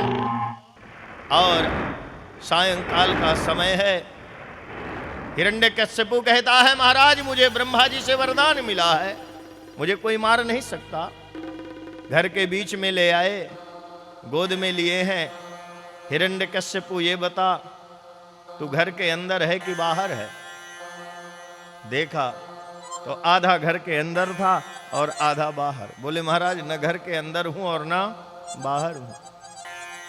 हिरण्यकश्यपु तुझे ब्रह्मा से वरदान मिला था, तू ना आकाश में मर सकता है, ना पाताल में और ना पृथ्वी पर। बता तू कहां है? महाराज न पृथ्वी में हूं ना आकाश में हूं, मैं तो बीच में हूं। तुझे ब्रह्मा से वरदान मिला था, तू मानव से नहीं मर सकता, दानव से नहीं मर सकता, मनुष्य से बता मैं कौन हूं? बोले महाराज ऐसा रूप तो मैं कभी देखा ही नहीं हूं। आज विचित्र रूप परमात्मा धारण किए हैं प्रहलाद जी को बचाने के लिए। अब ये बता मेरे पास कोई अस्त्र शस्त्र तो है नहीं? बोले महाराज नहीं है। और ये बता दिन है कि रात? और शुभ सूर्य आधा डूबा था। बोले महाराज न दिन है और न रात है। और क्रोध भर के नृसिंह भगवान अपने नखों का प्रहार किए हैं और फाड़ दिए पेट और उनके हाथों को माला बना करके गले में धारण किए हैं। आकाश से देवगण जय जयकार कर रहे हैं। बोलिए नृसिंह भगवान की जय हो, प्रहलाद जी महाराज की जय हो। जय जयकार हुई। क्रोध भर रहे हैं नृसिंह भगवान। सारे देवगण आते हैं, बार बार भगवान की प्रार्थना करते हैं। भगवान आज शांत नहीं हो रहे, बस क्रोध ही किए जा रहे हैं नृसिंह भगवान। देवतागण दौड़ कर गए हैं मां लक्ष्मी के पास। मैया आज तो सरकार शांत ही नहीं हो रहे, आप ही कुछ करिए मां। लक्ष्मी जी ने कहा ये कौन सी बड़ी बात है? अरे मुझे देखते हैं तो सब गुस्सा उनका भूल जाता है। मैं जाऊंगी और दूर खड़ी होके एक बार मुस्कुराऊंगी ना, बस प्रसन्न हो जाएंगे। और लक्ष्मी जी आई है और दूर खड़ी हुई और जैसे ही भगवान की तरफ मुस्कुराई, ऐसी दहाड़ किए परमात्मा कि लक्ष्मी जी बेहोश होकर गिर पड़े। अब क्या होगा? देवता घबराने लगे कि यदि ये ठाकुर शांत न हुए तो क्या होगा। तब जाकर देवगण कहे जिसके लिए आए हैं वही जाके शांत कराए। और प्रहलाद जी महाराज भगवान के पास गए हैं और जैसे ही प्रहलाद जी महाराज हाथ जोड़कर खड़े हुए और नृसिंह भगवान अपने जीभ से प्रहलाद जी महाराज के शरीर को चाटने लगे। आंखों से नृसिंह भगवान के झरझर अश्रुपात होने लगे और कहने लगे प्रहलाद मुझे आने में देर हो गई, हिरण्यकश्यपु तुझे बहुत दंड दिया है, मांग तुझे क्या चाहिए? प्रहलाद जी से भगवान कहते हैं प्रहलाद तुझे कभी क्रोध नहीं आया? प्रहलाद जी कहते हैं महाराज आप मेरे साथ हैं, फिर मैं क्रोध क्यों करूं? अब क्या करूं ये बता। और प्रहलाद जी कहते हैं महाराज आप ऐसी कृपा करिए, मेरा पिता तो पूरे जीवन पापाचार में लीन था, लेकिन मैं उसका बेटा हूं, मेरा धर्म है पिता को मुक्ति दिलाना, मेरे पिता को मुक्त कर दो और अपने धाम को ले जाओ। और हिरण्य कश्यपु की मुक्ति किए हैं भगवान। और प्रहलाद जी भगवान को बंधन किए। सब देवतागण फूल की बारिश बरसाए हैं कि जिसके अनेक देवताओं की प्रार्थना से जो भगवान शांत नहीं हो पा रहे थे, प्रहलाद जी महाराज उन्हें शांत किए हैं। आगे कथा मनवंतरों की है। तामस मनवंतर में भगवान हरि का अवतार हुआ और तामसी मनवंतर में सुखदेव जी महाराज कहते हैं समुद्र मंथन हुआ और समुद्र मंथन में बलि की तरफ सारे राक्षस हैं। देवतागण गए एक दिन भगवान के पास, महाराज हमारा राज्य छिन गया है, हम क्या करें? बोले ऐसा करो समुद्र मंथन करो, अमृत पी लोगे फिर कभी मरोगे नहीं। बोले ऐसा है? महाराज अकेले तो हो नहीं पाएगा। बोले राक्षसों को ले लो साथ में। बोले महाराज फिर अमृत पीने देंगे? बोले वो चिंता मत करो, मैं सब ठीक कर लूंगा। अमृत तुम्हें मिले यहां थोड़ा छल करना पड़ेगा, भगवान कहते हैं। जैसे टोपली में सर्प बंद है, आरोपी, और चूहा सोच रहा है कि इसमें मिठाई रखी है, और टोपली को धीरे धीरे काटता है, और सर्प भी चुपचाप बैठा है कि मैं यदि थोड़ा भी इशारा करूंगा तो ये चूहा नहीं काटेगा, अब तो बढ़िया मौका है, ये टोपली को काट देगा तो मैं इस छिद्र से निकल जाऊंगा, और मेरा प्रसाद भी यही है, और मैं इसी का भोग भी लगा लूंगा, भूख भी मिट जाएगी और मैं रास्ते से निकल जाऊंगा। तुम चिंता मत करो, अमृत के लिए उद्यम करो, अमृत तुम्हें मिलेगा, मैं ऐसा कुछ करूंगा। बलि के पास देवता गए हैं, चलो हम दोनों भाई, पिता तो हमारे एक हैं, भले ही माँ अलग अलग हैं, हम तो भाई भाई ही हैं। ऐसा करो, चलो हम समुद्र मंथन करते हैं, फार्मूला हमारे पास है, अमृत निकलेगा। अब राक्षस सोचते हैं अमृत निकलेगा तो हम इन्हें थोड़ी दे देंगे, और देवता सोचते हैं अमृत निकलेगा तो हम इधर देंगे नहीं। दोनों कपटी पार्टनर इकट्ठा हुए हैं, दोनों के अंदर कपट है। देवताओं को है कि अमृत निकलेगा तो हम इन्हें नहीं देंगे, और दैत्यों को है अमृत निकलेगा मार के भगा देंगे, इनकी क्या औकात है कि ये पी लेंगे। समुद्र मंथन हुआ, मंदराचल पर्वत को लाए, मथानी बनाए। जब मंदराचल पर्वत समुद्र में नीचे गिरने लगा, झुक जाने लगा, तो भगवान कच्छप के रूप में अवतार लिए। बोलिए कच्छप भगवान की जय हो। मंदराचल पर्वत को धारण किए हैं, वासुकी नाग को लाए और बोले ऐसा करो, तुम रस्सी का काम करना। बोले मेरी नस नस टूट जाएगी, मुझे क्या मिलेगा? बोले थोड़ा अमृत तुम्हें भी दे देंगे। अमृत के लोभ के कारण वासुकी नाग भी आया, और मुख के तरफ दैत्य पकड़े हैं और पूंछ के तरफ देवता पकड़े हैं। समुद्र मंथन होने लगा, और समुद्र मंथन में सबसे पहले तो जहर निकला, कालकूट नाम का विष निकला है। देवता कहते हैं महाराज ये क्या हुआ? दैत्य कहते हैं देखो तुमने कहा था कि अमृत निकलेगा तब हम आए हैं, ये तो जहर निकला, हमें नहीं चाहिए, ले जाओ। देवता कहते हैं महाराज हमें भी नहीं चाहिए। भगवान विष्णु के पास गए, बोले महाराज आपने कहा समुद्र मंथन करो, अमृत निकले गए तो जहर निकला, ये लो। भगवान विष्णु कहते हैं मेरे पास आए हो, मैं क्या करूं, मैं पी लूं? जाओ, मुझे भी नहीं पीना। अब वो यदि जल में डालते हैं तो जलचर जीव नष्ट हो जाते हैं, कहां रखें? और सब बाबा भोलेनाथ के पास गए हैं, महाराज ये जहर निकला है। बाबा जी माँ से कहते हैं देवी ये जहर मैं पी लूं? माँ भवानी कहती है हम जगत के माता पिता हैं, यदि हम जहर नहीं पिएंगे तो कौन पिएगा बाबा? अब बाबा जी सोचते हैं मैं जहर ले कहां जाऊं, मुख में रखता हूं तो राम है, हृदय में राम है, तो जाकर के वो जहर कंठ में धारण किए तो बाबा जी नीलकंठ कहलाए। बोले नीलकंठ भगवान की जय हो। और पुनः समुद्र मंथन हुआ, अनेकानेक रत्न निकले। ऐरावत नाम का हाथी निकला, इंद्र ले गया। घोड़ा निकला, बलि ले गया। अनेकानेक मणियां निकली, कौस्तुभ मणि भगवान नारायण ले गए। और जैसे ही समुद्र से लक्ष्मी जी निकली ना वरमाला लेकर,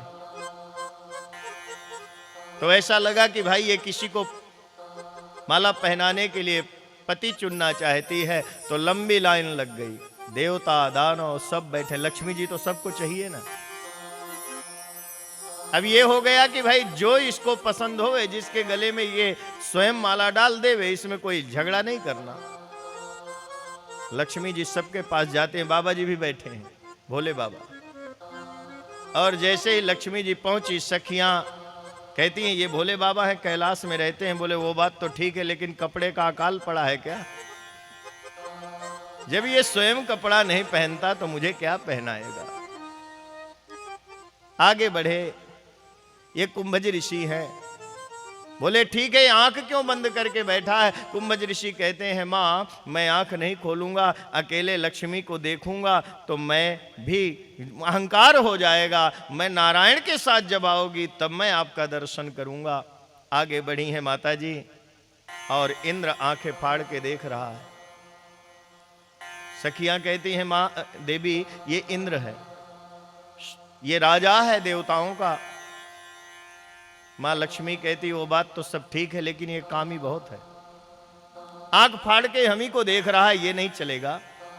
और आगे बढ़ती गई और अंत में भगवान नारायण खड़े हैं और नीचे मस्तक किए मुस्कुरा रहे हैं। बोले ये कौन है? बोले बैकुंठ का पति है।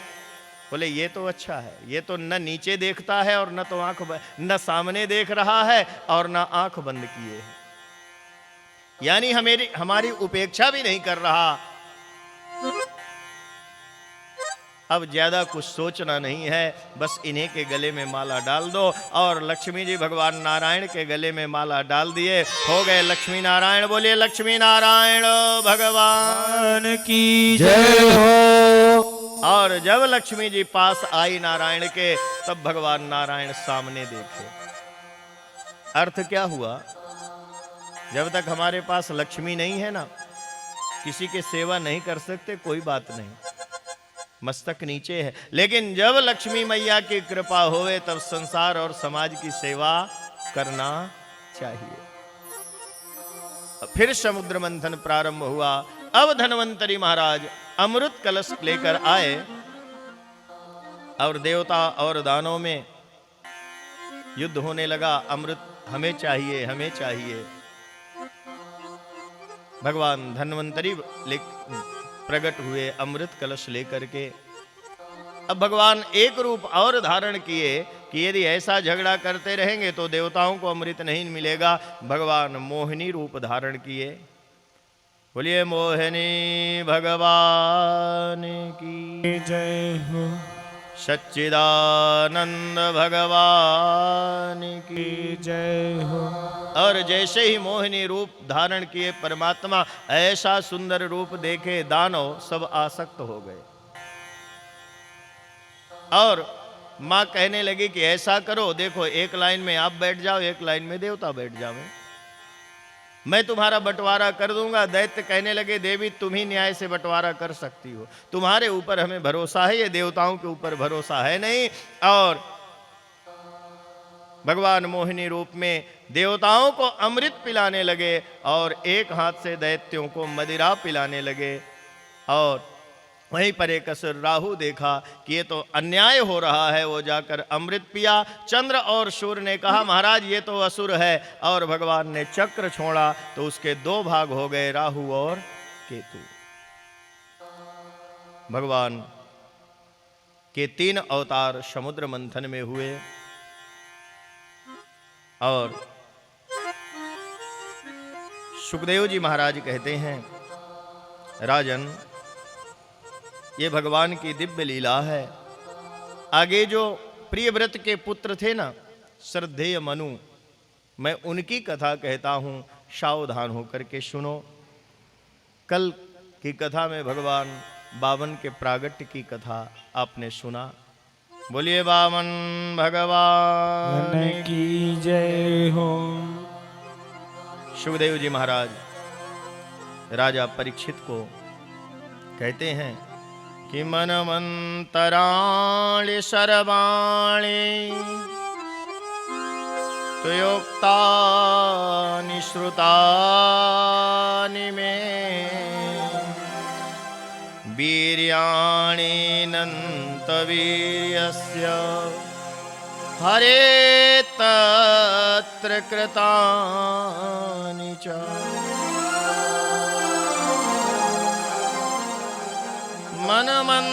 मनमंतराणि सर्वाणि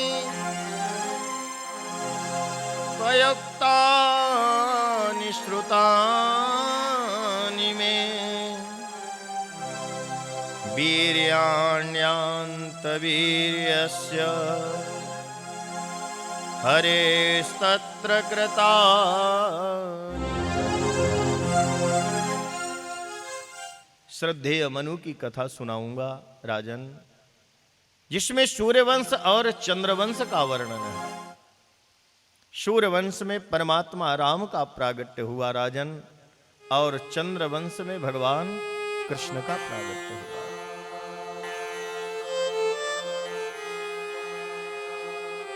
वैवस्वत मनु के पुत्र हैं श्रद्धदेव, और राजन उनकी पत्नी श्रद्धा है। मनु महाराज अपने पत्नी के गर्भ से 10 पुत्र उत्पन्न किए। एक का नाम है इक्ष्वाकु, दूसरे का नाम है शर्याति, इत्यादि ये 10 पुत्र उत्पन्न किए। और इन्हीं के इतने पुत्र तो हैं 10, लेकिन एक बार ये हुआ कि मुझे कोई दिव्य पुत्र की प्राप्ति चाहिए। अपने पत्नी के साथ वशिष्ठ जी से यज्ञ करवा रहे हैं, और यज्ञ में संकल्प है मुझे बेटा चाहिए, लेकिन पत्नी के मन में है कि मुझे बेटी चाहिए। पिता के मन में है मुझे बेटा चाहिए। संकल्प हुआ, यज्ञ हुआ, पत्नी मन में विचार कर रही है मुझे बेटी चाहिए, और पिता विचार कर रहे हैं संकल्प में मुझे बेटा चाहिए। पंडित जी चाहे जो मंत्र बोलें, आपका यदि पूजा में विचार सही नहीं है तो फल मिलने वाला नहीं है, ये कन्फर्म है। वशिष्ठ जी महाराज पुत्रेष्टि यज्ञ कर रहे हैं, और श्रद्धेय मनु की पत्नी गर्भवती हुई, और मास पूर्ण होते ही 10 मास पूर्ण होते ही उनके गर्भ से एक कन्या का जन्म हुआ। तब श्रद्धेय मनु वशिष्ठ जी के पास गए, महाराज आपके मंत्र का क्या हुआ, इतनी बड़ी गड़बड़। आप जैसे गुरुदेव हमें मिले हैं, और मंत्र तो आप बेटा वाला पढ़े थे, बेटी कहां से आ गई महाराज, ये क्या हुआ। मुझे बेटी से कोई तकलीफ नहीं महाराज, लेकिन आपके मंत्र का क्या हुआ। आपने तो यज्ञ का नाम पुत्रेष्टि यज्ञ रखा था, और महाराज ये कैसे गड़बड़। वशिष्ठ जी महाराज ध्यान लगाए, पता चल गया जब संकल्प कर रहे थे और आहुति दे रहे थे, तब तुम्हारी पत्नी के मन में कन्या का भाव था। मंत्र तो हम बोल रहे थे ये, लेकिन उस समय आहुति दे रही थी तुम्हारी पत्नी, और उस समय कन्या का भाव था। इसलिए मन इच्छित भगवान इच्छा को परिपूर्ण करते हैं, इसलिए कन्या हुई। श्रद्धेय मनु जी ने कहा महाराज ये तो ठीक है, लेकिन अब इसको बेटा बनाइए, अब इसको आपको बेटा बनाना पड़ेगा। नाम रखे थे, और पुनः भगवान की आराधना किए हैं। वशिष्ठ जी महाराज भगवान शिव प्रसन्न हो गए, और सुद्युम्न जी कहते हैं उस कन्या को बेटे के रूप में परिवर्तित कर दिए भगवान शिव। नाम रखा गया सुद्युम्न महाराज। और धीरे धीरे बड़े होने लगे सुद्युम्न जी महाराज। एक दिन अपने मित्रों के साथ घोड़े पर सवार होकर के शिकार करने गए हैं, और एक जंगल में जाकर पहुंचे जहां भगवान शिव का श्राप था, यहां कोई पुरुष आएगा तो स्त्री बन जाएगा, पशु हो चाहे पक्षी हो, मनुष्य हो चाहे जो हो। इन्हें ये पता नहीं था, और वो जंगल में प्रवेश किए तो ये स्त्री के रूप में परिवर्तित हो गए। घोड़ा सब घोड़ी बन गए। अब लगा हम अपने राज्य कैसे जावें, घूमने लगे। नाम रख दिए इला। सुद्युम्न महाराज का नाम हो गया इला, और घूमने लगे जंगल में। तो बुध देवता के साथ विवाह हो गया, और बुध देवता के योग से संतानें उत्पन्न हुई। लेकिन मन में ये तो है कि देखो मेरा नाम सुब्दुम्न था, मेरा ये राज्य है, लेकिन किसी को ये पता नहीं चल रहा कि क्या है। और उस समय कई वर्षों के बीत जाने के बाद आज सुब्दुम्न महाराज जो इला के रूप में है, अपने गुरु वशिष्ठ को याद किए और वशिष्ठ जी महाराज पधारे हैं। वशिष्ठ जी महाराज पुनः भगवान शिव की आराधना किए। महाराज मेरे जजमान की आप रक्षा करिए। देखिए उपरोहित का यही काम होता है, यजमान का श्रेय करे। वशिष्ठ जी महाराज पुनः भगवान के चरणों में वंदना किए। भगवान शिव प्रसन्न हो गए। शिव ने आशीर्वाद दिया कि ये 6 महीना स्त्री रहेगी और 6 महीना पुरुष रहेगी। इला से जो पुत्र उत्पन्न थे पुरु, वो वहीं बुध के पास छोड़ करके और यहाँ आए, लेकिन 6 महीने स्त्री रहे, तब तक वो राज्य नहीं करते थे। अब उनकी चर्चा होने लगी, ये तो स्त्री के रूप में है, पुरुष के रूप में है। और सुब्दुम्न महाराज एक दिन अपना राज्य छोड़ करके और चले गए, अपने पुत्रों को राज्य दे करके अपने वो सन्यास ग्रहण किए और हरि भजन करने लगे। जंगल में जा करके भगवान का स्मरण करते हुए अपने शरीर को त्यागे। श्रीमन नारायण नारायण नारायण नारायण नारायण नारायण श्रीमन नारायण नारायण श्रीमन नारायण नारायण नारायण श्रीमन नारायण नारायण नारायण श्रीमन नारायण नारायण नारायण श्रीमन नारायण नारायण नारायण श्रीमन नारायण नारायण नारायण श्रीमन नारायण नारायण नारायण श्रीमन नारायण नारायण नारायण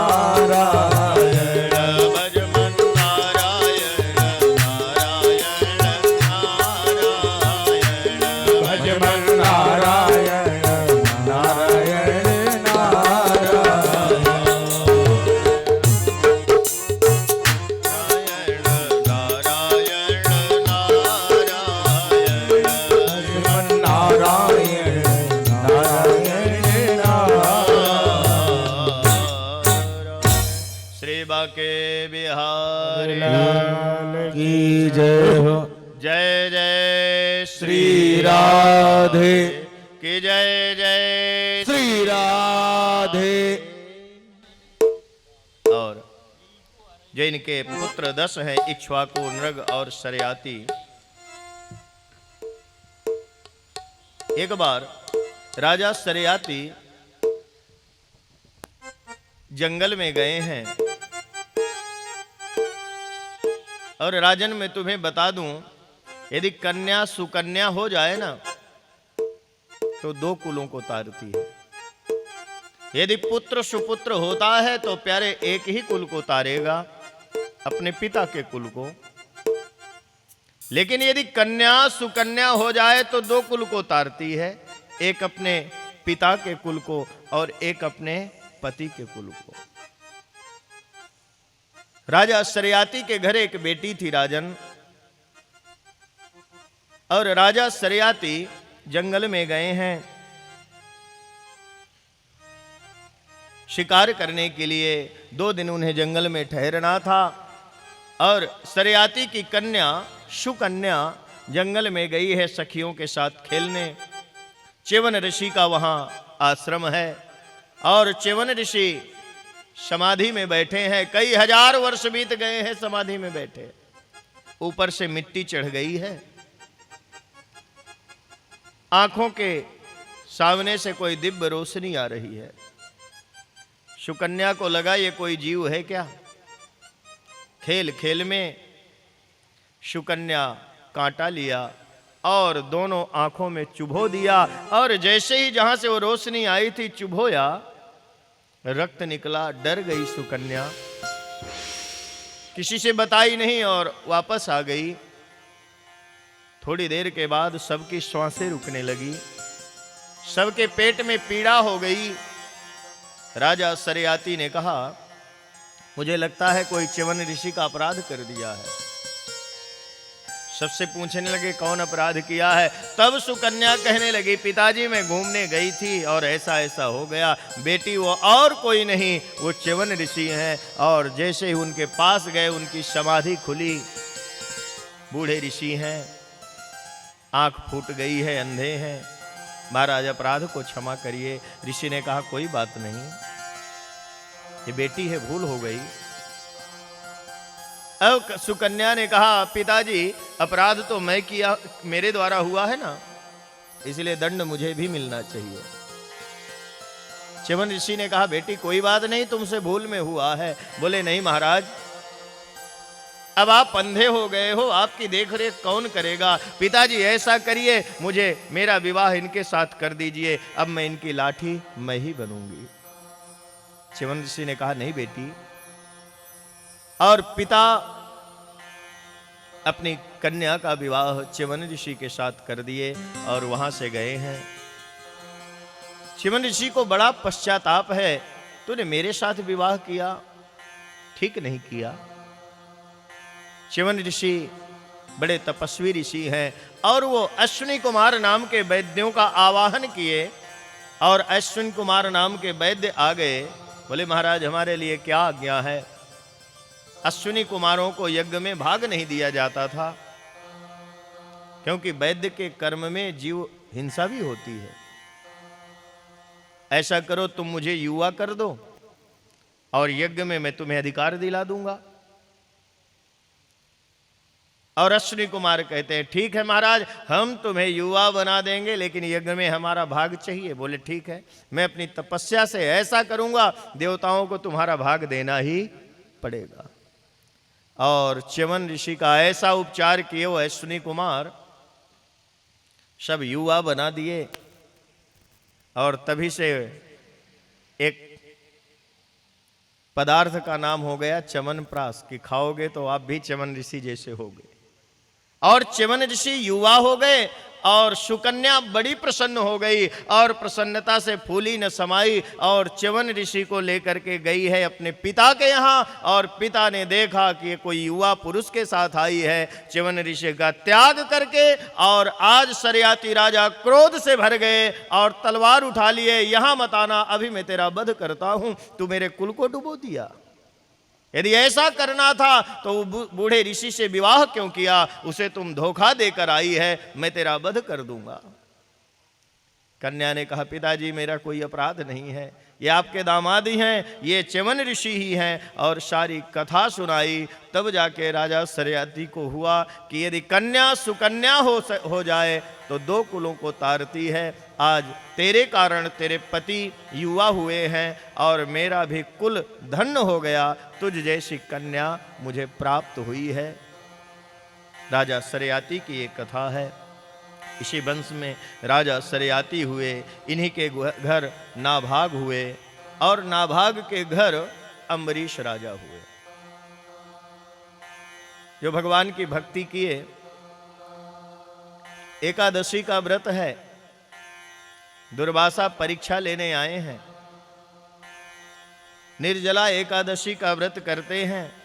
आज दुर्वासा आए, द्वादशी का दिन है, हमें फलाहार कराना, हम पारण करेंगे। हम जाकर के यमुना में स्नान करके आते हैं नदी में। अब वो नदी में स्नान करने लगे और भूल गए। राजा सोच रहा है कि ये तो द्वादशी पूरी होने जा रही है, यदि मैं द्वादशी में पारण न करूंगा तो व्रत खंडित हो जाएगा, मैं क्या करूं। ठाकुर के सामने थोड़ा जल रखे, तुलसी पत्र रखे और एक चम्मच जल ले लिए ठाकुर का नाम लेकर के। और जैसे ही दुर्वासा आए, बोले क्या हुआ राजन, तुमने फलाहार कर लिया, पारण कर लिया। बोले महाराज हाँ मैं पारण कर लिया। एक चम्मच जल में ठाकुर के चरणों से लेकर के पान किया। दुर्वासा जी तो क्रोधित, मुझे बिना भोजन कराए तूने ऐसा पारण किया क्यों? मैं तुझे अभी मार दूंगा। और जैसे ही मारने के लिए उठे, भगवान का चक्र आया और दुर्वासा के पीछे पीछे, आगे आगे दुर्वासा। 1 वर्ष तक घूमते रहे दुर्वासा, हर एक देवता के पास गए लेकिन कोई रक्षा न किया। अंत में भगवान नारायण के पास गए, दुर्वासा महाराज आप रक्षा करिए। अपने सुदर्शन से बोले मैं भी नहीं कर सकता, मैं तो अपने भक्त को दे दिया हूं। और अम्बरीश के हाय महाराज मेरी रक्षा करिए। अम्बरीश ने चक्र सुदर्शन को शांत किया और जैसे दुर्वासा जाने लगे, बोले महाराज कहाँ जा रहे हो, पारण तो करोगे? बोले राजन अभी तक तुम पारण नहीं किए। बोले महाराज जब से आप गए हैं मैं जल का भी त्याग किया हूँ, आपका इंतजार करता हूँ। आज 1 वर्ष हो गया, मैं आपको बिना भोजन कराए अब पारण करूँगा नहीं। और दुर्वासा जी वहाँ पारण किए हैं। कहते इसी वंश में आगे जा कर के इक्ष्वाकु हुए और इक्ष्वाकु के घर मानधाता का प्रागट्य हुआ, राजा मानधाता। और मानधाता के 60 कन्याएं हुई और 60 कन्याओं का विवाह, ध्यान देना, शौभरी ऋषि के साथ हो गया। परीक्षित जी ने कहा महाराज ये ऋषि और 1-2 पत्नी नहीं 60, महाराज ये कैसे हुआ आप ये बताइए। कहते शौभरी ऋषि तपश्चर्या करते हैं तो लोग परेशान करते हैं, अन्न जल का कहते हैं त्याग भी किए हैं। तो एक दिन वो जल में जाकर के नीचे बैठकर तपश्चर्या करने लगे। अब जब मछलियों का आपस में मिलन देखे, मगज बिगड़ गया, ये तो मैं किया ही नहीं। इंद्रियों के ऊपर संयम रखना बहुत जरूरी है। जो क्षण मात्र देखे मछलियों की व्यवस्था और इतने बड़े ज्ञानी बिगड़ गए, तो हम दिन भर टीवी देखते रहेंगे तो हमारा क्या होगा? विचार करो, जो सूखे पत्ते खाकर इंद्रियों के ऊपर उसका अधिपत्य नहीं है, जो दिन भर पानी पूरी खाता है उसका क्या होगा? डल्लभ के गद्दे में सोने वाले की इंद्री कैसे रहे? इंद्री के ऊपर संयम। शौभरी ऋषि तपश्चर्या टूट गई, अब मुझे विवाह करना चाहिए, अब मैं कहां जाऊं विवाह के लिए? तो राजा मानधाता के पास गए, राजन मुझे विवाह करना है, एक कन्या अपनी मुझे दे दो। मानधाता सोचे ये बूढ़ा है, ना बोलूंगा तो श्राप दे देगा, ये ब्राह्मणों के नाक में तो गुस्सा है, और श्राप दे देगा तो गड़बड़ हो जाएगा। अब मैं करूं तो करूं क्या? बोले महाराज मैं तो आपका विवाह कब से करना चाहता था, मेरे 60 कन्याएं हैं, जो कन्या हां कर देवे कि आपके साथ विवाह करना है, कन्या की मर्जी होगी तो ही महाराज करूंगा, बाकी नहीं। शौभरी ऋषि सोचे कि मैं बूढ़ा हूं इसलिए ऐसा कह रहा है। शौभरी ऋषि योग से ऐसा सुंदर शरीर बनाए कि गए थे एक लेने, 60 कन्याओं ने कहा पिताजी हमारा विवाह इन्हीं के साथ करो। 60 मानधाता की कन्या से शौभरी ऋषि का विवाह हो गया। अब शौभरी ऋषि ऐसे फंसे, संध्या वंदन छूट गया, भगवान का भजन छूट गया।